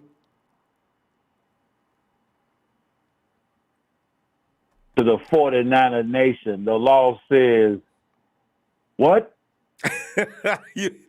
What? Hey, Papa Dragon, you must be loving it. Brian took a page out of your book. What? Ronbo. Yes. Oh, man. Ronbo, what we going to do? I don't know. What is we gonna do? Because, Brian, a lot of people are satisfied with Deebo leaving and they ain't feeling a thing. People have not, until he leaves, I think people don't realize the magnitude of that exit. Because, quite frankly, if he leaves, oh my God. I like our players. I ain't saying nothing bad or disrespecting anybody we got. But I'll be damned if Deebo wasn't carrying this team most of the time. So we got to go rely on somebody else. Maybe they're there or not. I don't know. But I do know, give that ball to 19 and everybody just get out the damn way. And now, Ronbo, I'm surprised I ain't start seeing people burning his jerseys. Oh, it's coming. If he gets traded, it's coming. If they they already, they was sending him, racial slurs and other crazy stuff. I'm surprised I hadn't seen nobody burning the jerseys of him. But I still don't believe that was 49er fans coming at him at the DMs. I cannot believe our people would be that strange. There's somebody being ignorant. There's somebody being ignorant. They stuck in the past. I bet you a percentage of them were Cowboy fans, because the Cowboy fans are still mad about that game in the playoffs and how we made fun of them. Mm-hmm. We weren't as bad as Stephen A, but we was close. Right.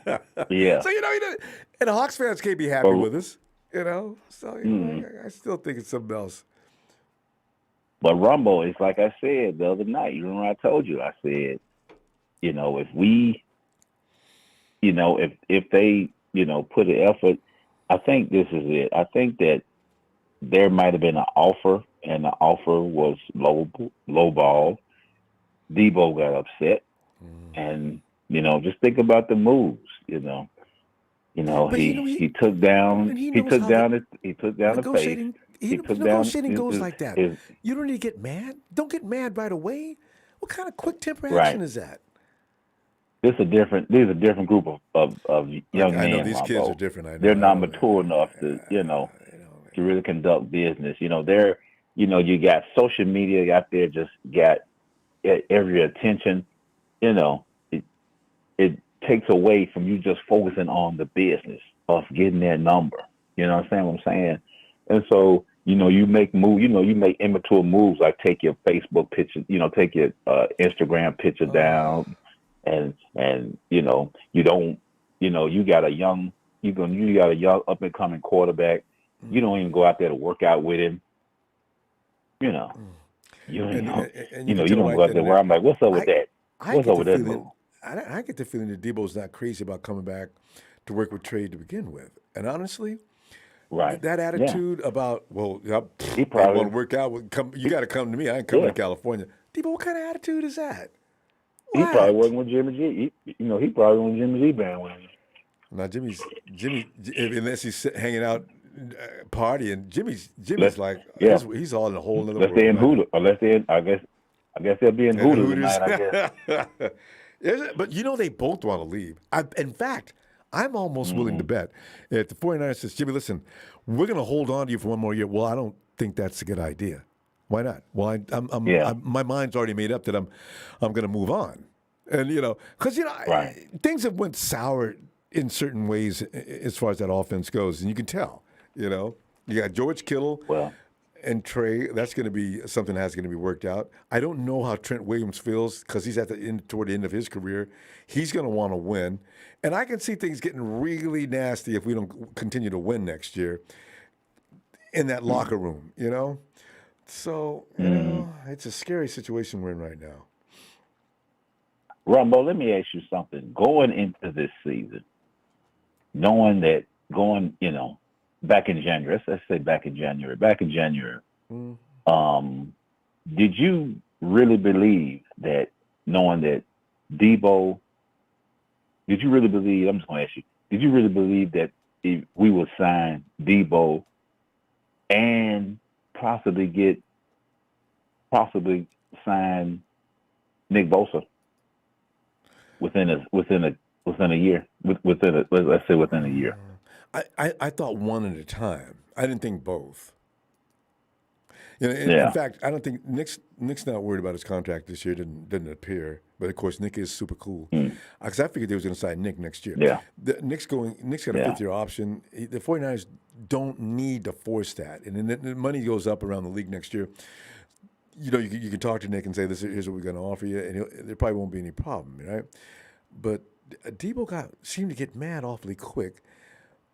Which makes you wonder, Deebo, you don't even want to negotiate this for a minute? This is usually what people do. You can go away, walk away, say, look, I'm not satisfied with that. That's unacceptable. And then they come back with another deal. That's just the way it works. Yeah. You got old school versus new school, like you mentioned, Now they say that Deebo had a problem with is not the money, but the usage. So do you think that play with?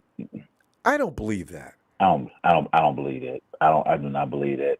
How is it on one breath when everything going good? You yourself announced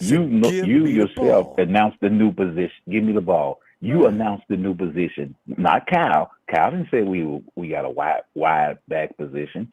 You did, Deebo. You said it at the Pro Bowl. It's wide back. And now everything is now with a practice one day. And then Kyle says, we may have something there. You want to try that again? Yeah. Let's run that in the game. We'll just run it a couple of times, see what we got. And of course it took off. I'll bet you that's how that got started. Yeah. Do you think we can, I don't know, if the trade goes down, is there a possibility you think we can get, what's the receiver out of Alabama? What's his name? Is it James Williams? That's the guy everybody's talking about. Yeah. No. Number one, the fast guy, really fast. Well, guy. we make a trade. Yeah. You got to get if we make a trade. And tell you something, Brian. The 49ers aren't going to get a wide receiver with the first pick. You know how they do.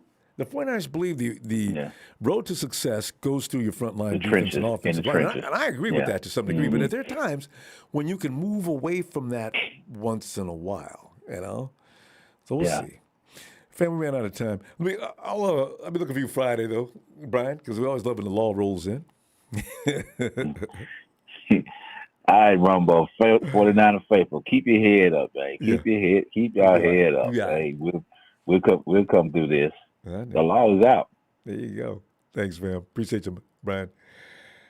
All right, Ronbo, later. Hey, Merrick. Hey, Ronbo. Merrick, as we settle upon doomsday, is like you need to call the. See, I don't know. The Fantastic Four is too weak. You've actually got to call the Avengers. We have a problem here, and because as much as people are trying to make themselves comfort themselves by saying things like, "Deebo ain't bigger than this team. We can do without Deebo. If he want to act like that, he can just go. You don't want to be a 49." I'm watching that, and I'm saying, guys, I hear what you're saying, but don't think for a moment we're going to be fine without Deebo, okay? We're not. And this is what I'm looking at. I hate to be wimpy about it, and the 49ers aren't going to be wimpy about it. They're going to tell Deebo, listen, if that's your attitude, then yes, we'll accommodate you, and we will send you out of here. It's too bad that it got to that. Let me stop, Merrick. What are your thoughts? I am surprised that he went from wanting a new contract to I want to get traded so quickly. I know. He went from first gear to fourth gear. I mean, it wouldn't even shift. Oh, exactly right. Continue. Yeah. And I don't know. I'm kind of hesitant to pay him that much considering he's had, one really outstanding year. Yeah. And there's been a lot of players who have that breakout year, then they get paid a bunch of money, and then they go back to either mediocrity or not doing well. So. But he never was mediocre. Even his freshman. Even in his rookie year, he was pretty good. He got better and better. And then, of course, 2020, everything was hurting because he was out of shape and overweight. Probably that may have something to do with the pandemic too. But you know what? I think his ceiling has nowhere near been reached yet. So, he's going to grow. And Merrick, can you imagine we're watching him grow on another team as we're sitting there? Deebo Samuel's again in the news. Today, Mr. Highlight Reel did this, and this. We're sitting there. You know what? That was our guy. 2022, we couldn't find a way to sign him, and now look. I've already pictured this. It bothers me. Yep, I don't know if any other team would utilize him as we do, though. They will. I don't. You know why? I don't think because they have the same production. They've seen what he's best at. Whoever he plays with next, they're going to run Deebo offense. It's going to be focused around what he does best. They'll have a set of plays for him. Maybe not entirely, but if I'm an OC and I got Deebo, why in hell am I going to do anything different? Yeah. 10 yards off the line of scrimmage, get him the ball, and watch him annihilate that defense. No, I'm sorry. Go ahead. Yeah. I just hope he's not becoming the next Antonio Brown. I know. America's going to take a lot for anybody to equal Antonio Brown. Antonio Brown was like insanity. I mean, throwing the cooler on the ground when it's full of the drink, yelling and screaming on the sidelines, walking off the field with you half naked. But Antonio, what is it? What is wrong with you? He goes to France to get a foot treatment he could have gotten in America. They severely burnt his feet. There's something really wrong with him. I don't think Deebo's at the edge of insanity like that. Yeah, I hope not. So we don't want an insane wide receiver. But big percentage of them are. Most wide receivers do have divitude. Remember the rookie year of DK Metcalf? Chewing out first ballot Hall of Famer, maybe Russell Wilson, about not getting him the ball. And Russ is like, see, Russ's face made me laugh. Russ is sitting there like with kind of a half smirk on his face, like, oh, my bad. Okay. You DK Metcalf, ain't you? DK. Whoa. Because that's what they do. If they don't get the ball, if you don't feed the beast, he'll bite you, Yeah. So we're going to find out. I'm with you. I don't understand how Deebo suddenly went from I need to get paid to trade me. And I think this is a routine of if you don't like what they're talking about, you say, well, didn't trade me. I was kind of hoping maybe he'd play out the final year of his rookie deal before wanting a new contract, but guess that's not happening. No, they never wait that long if you're a good ball player. They usually try to get ahead of that. But the 49ers don't get ahead of it fast enough. They should have had Deebo signed by March 1st at the latest. I wonder if the salary cap's an issue again. Probably not, but no. If they had a salary cap issue, they do what they have to do. The teams know how to handle a salary cap. It's not holding anybody back from getting the players they want. Well, teams know how to manage a salary cap except us. All right, well, we don't handle the salary cap, but we do actually when we want to. If the 49ers want to keep somebody, people think that we lost Laken Tomlinson and DJ Jones. No, they would have signed if they wanted them. What they had was backups that were cheap. They had Javon Kinlaw. They have Aaron Banks.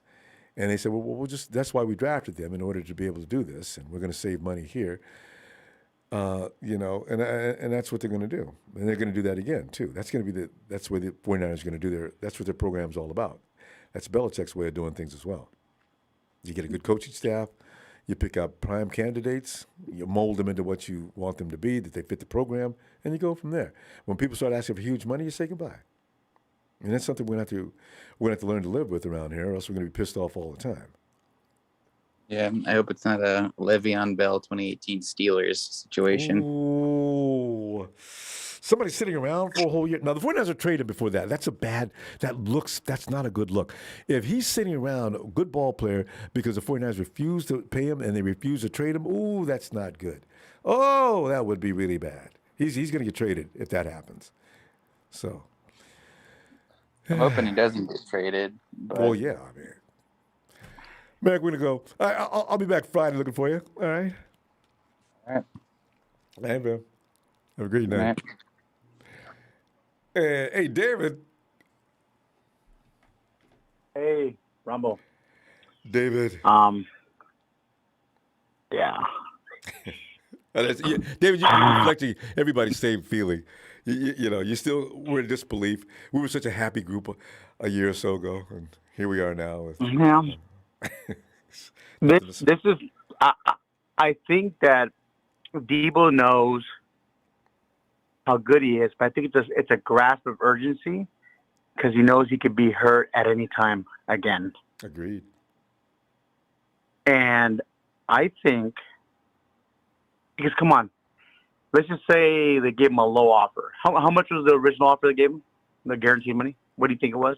Well, somebody said it was about around 45. But you know what? This is something I don't know. It may have been more or less. I'm not sure. But this okay. Is Well, let's just say it's $35 million. Okay. You gonna tell me $35 million is not enough money? Hey, Dave, you can amplify that. Go ahead. You know what? Because I've always blocked at that too. I'm just saying. You don't think $25 million is enough money guaranteed? Let me kind of look back. We had two other divas on this team before. Yeah. One, all on the right to be a diva, Jerry Rice. But the guy never got hurt.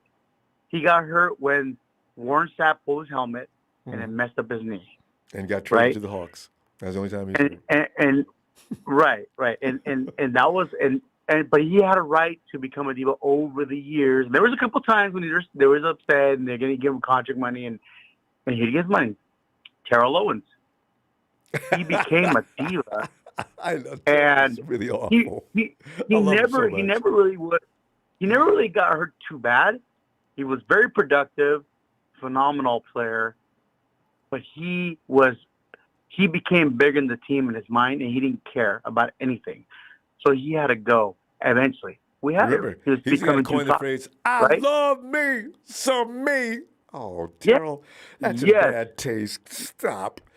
Yeah. God. And then force our hand. We let go of Rice over him. And then down the road, he left because he was then at that point in time too good. So Deebo, I think Deebo, he'll go to the Jets. Mm-hmm. He'll have a phenomenal career. Mm-hmm. He'll put up stats. In New York. He'll become Hall of Fame material, but they will not win a lot of games. No. I still think he'll be the guy that puts up all stats, have a great career, but he'll never get that championship. It's just not going to happen for him anywhere else. I think we're the best fit for him, period. That's just the way it is. Yeah. Kyle uses them the right way, and, they're going to try to do that. Toward his strengths. But he knows that there's only so much of that. Only so much you can only do that so much. You're going to get hurt. And I think he's grasping, how much can I get before I break down? Mm-hmm. How much can I get? Mm-hmm. And you know what? Guys, we're Niner fans, man. We're Niner fans. People are going to come and go. That's just the way it is. We're not rooting for Deebo. We are as a Niner. Mm-hmm. But if he becomes too big and he's not content with $35 million guaranteed, when's enough? We need to be able to keep bringing people David, over and over. It's a problem. It's in his group, the wide receiver group.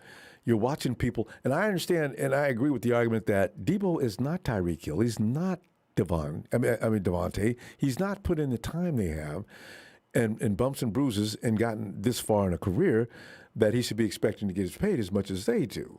But that's neither here nor there. Yeah. He does feel that way. So they get guaranteed, and Stephon Diggs got guaranteed $70 million. But Diggs has been around for a while and proven himself as well. So if Deebo would just be a little more patient, but he can't afford to be, just like you're saying, because he doesn't think he does have that kind of time with the way he plays. He's not going to last. Ronbo, he knows he's going to get hurt, and who knows how bad he'll get hurt next time. He doesn't know that. He probably doesn't even know that. We don't know. He's not going to change his style. Exactly. I mean, that's the and again, we got to do what's best for our team. If we're going to sign somebody that's willing to listen, like Bosa, and then bring in some other people, and then Ayuk, another wide receiver, and just keep rebuilding the team to where we have more opportunities to win the Super Bowl or go to the Super Bowl again, we could do that. We're not the Rams. We're not going to build a team 1 year and then win a Super Bowl and then not go back to the next 8 years. We don't want to be that team. They used to be called the Redskins. The Commanders did that 1 year. They brought Dion in, and they had all these players and Brad Johnson, and they didn't go anywhere. They didn't go to the playoffs, right? Mm-hmm. It only works here and there. It's just the way it's different now. It's more about every sport. Teams that stack their team like that. I mean, look at the Celtics beat the Philly again. I said, whoa! There you go. That's exactly. So, and then one other thing, Rudy, shut your mouth. Shut your mouth. You're an arrogant, pompous ass person. I swear. Look at 2 Super Bowls, dude. You still need 3 more. You've lost 3. You're still not out. You're having a good year. You won a Super Bowl. That's wonderful. I'm happy for you. Stop being a pompous ass. You guys you're not in the same conversation as the Dallas. I know even the Dallas guy. I don't like the Dallas Cowboys. They have 5. We have 5. The Patriots have. Those are the teams that get talked about over the years. Yeah. The Rams are not the Steelers. The Rams are not there. They're not there. They're there right now. Come on, dude. Seriously, you're being arrogant. But David, you got to realize these are the teams. Remember when the Hawks won? The Hawks were all over this chat. Raider fans had one playoff year. They were all. These fans are deprived people, Dave. They've been suffering for so long that they come over here because they know royalty and they want to mess with us. I know. Does Rudy also have a basement over there in St. Louis that he rents out now that he's over here in LA? Or Rudy, you got to get an above ground facility, Rudy. Rudy, calm down, dude. You guys want one, great. Enjoy it, but don't be an arrogant idiot about it. Dave, Enjoy it. Be humble, my friend. He ain't gonna do it. Yeah. But I'm glad you told me. Hey. But anyway, David, I'll see you Friday. Be humble. Have a great night, David. Good to hear from you. You too. All right. Night. And let's go on over here to Atlanta. It is not Tony. It's Trez, one of the founding members of TNT. Trez. Hold up, wait a minute, Ronbo. I got a message for Deebo. Wait. Hey, Trez, go ahead and walk out and go. One thing that you got to remember is one thing don't stop no show. Trez, we need for you because you should have sung without the background. It would have been better because they don't get on me about that. But listen, Trez, you forgot to put Ray Charles in there. Hit the road, Jack. Don't you come back no more, no more, no more. You know that boy. Trez, are you gonna talk bad about Mrs. Samuel's baby boy? No, I'm not going to talk bad about Deebo because, Deebo had an outstanding season. Should Deebo get paid? Most certainly. I mean, he should. But here's the thing, Ronbo. You know what? I keep saying this about these young. There's no millennium, Ronbo. It's only in, you know what I'm saying? Like back in the day, business wasn't handled like this. People weren't pressuring the teams like this. These youngsters see somebody else do something, now there they go want to do something. You know what I'm saying? And now, no waiting. Now. Yes. Yes. Yeah, he deserves to get paid, but it's a process. It's a process. So now, okay, you pitching a bit, you want out. There's no going back now, Ronbo. There's no going back. We got to trade Deebo. I know. That's how I look at it. There's no going back. The relationship is damaged. You don't put it out there. Right. You don't put it out there, and I'm going to say it like this, man. I got to say it so hardly, Ronbo, that no one player is bigger than the organization. Never. That SF shield means something, Ronbo. You know what I'm saying? And if you don't want to be a part of that, so be it. I love you from afar. You know what I'm saying? I love you as a player, Deebo. I love what you meant to this organization. But for you to come out and go about your business the way you've gone about it and then put it out there today that you just flat out want to be traded, hey, I'm going to have to say, what teams, here he is. What teams, what are you willing to offer? Here he is. I'm going to have to put you out there on the floor. Bottom line. And I love Deebo. And I think he should get paid, but he crossed the line today, Ronbo. That was a line cross. Yeah. Point blank period. We haven't had anybody act out in public like that. I'm trying to remember last time somebody made that kind of noise and everybody was talking about it. It's embarrassing. I understand this problem. Ronbo, but here's the thing. God. You don't hear from these players anymore. When they do this, and see, I get it. He has to cash in. His production gets no higher than it did for last season. This is it. You know what I'm saying? And he deserves it. Okay, we understand that. But you have to trust the process. You have to let you and your agent get to negotiate the proper way. You don't went out here and just flat out said, trade me. There's no going back on that. It's like I keep wondering what kind of conversations were going on that we did not find out about.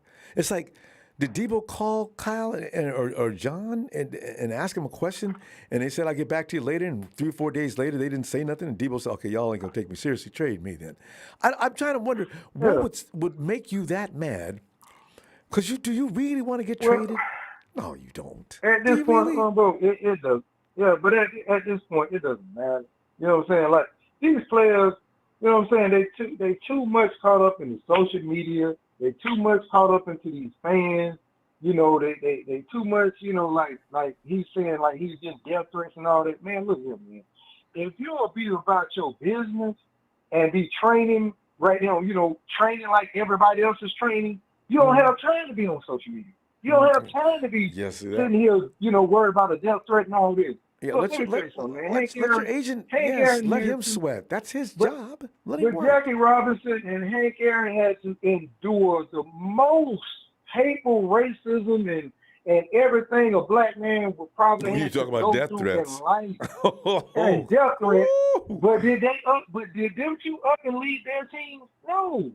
So, I mean, I don't get it. I don't get it. So, like I said, we're going to keep it business, and he asked for a trade. Hey, who wants him?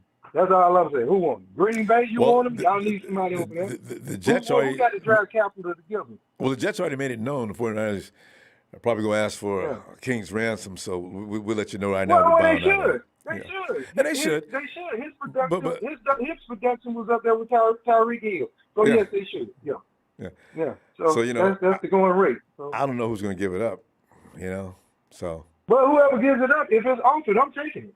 Yeah, well, I'm running. You have to, it. you know.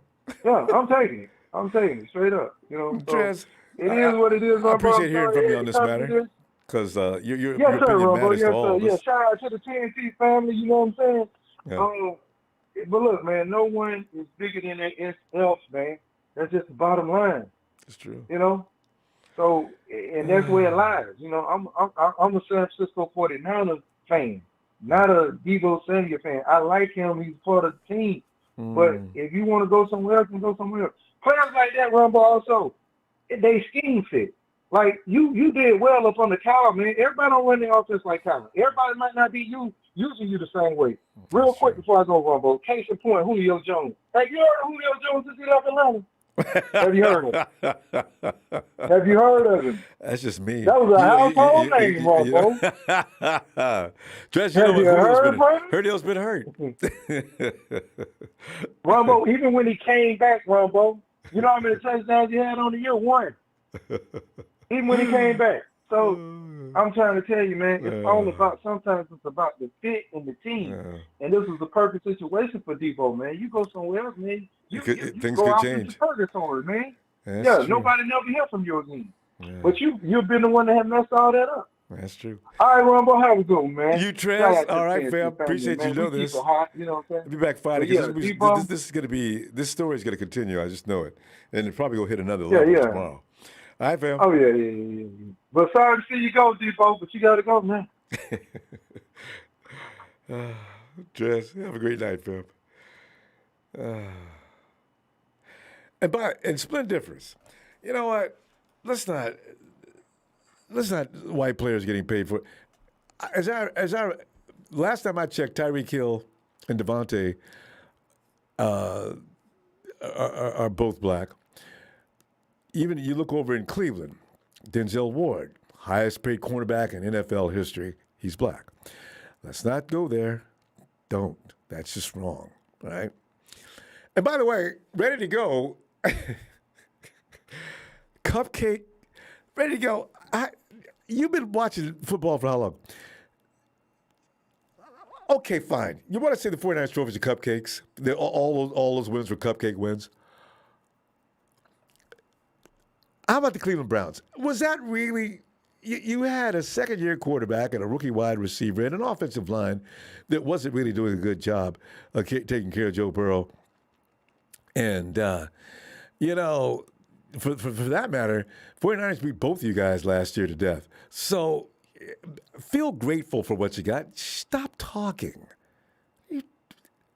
God. Anyway, fam, I'm going to tell you what, I'm going to go and close the door. But fam, Friday, I figured that's why I waited. I didn't come in yesterday because, you know what, let's see where this goes. And sure enough, yesterday was just Deebo shut the door on the talks. Then today, trade me, and I still want to know, and I'm always one who remains optimistic. I still want to, did he really say that? We're going to find out because this is going to evolve to the point number whatever, and we'll see. So anyway, fam, have a great evening, and subscribe. Even you people that come in here just to have fun, pissing my people off, you got to subscribe, hit like. And thanks for the contributions tonight, guys. Can't wait to see you Friday to see the adventures of Deebo and the 49ers continue.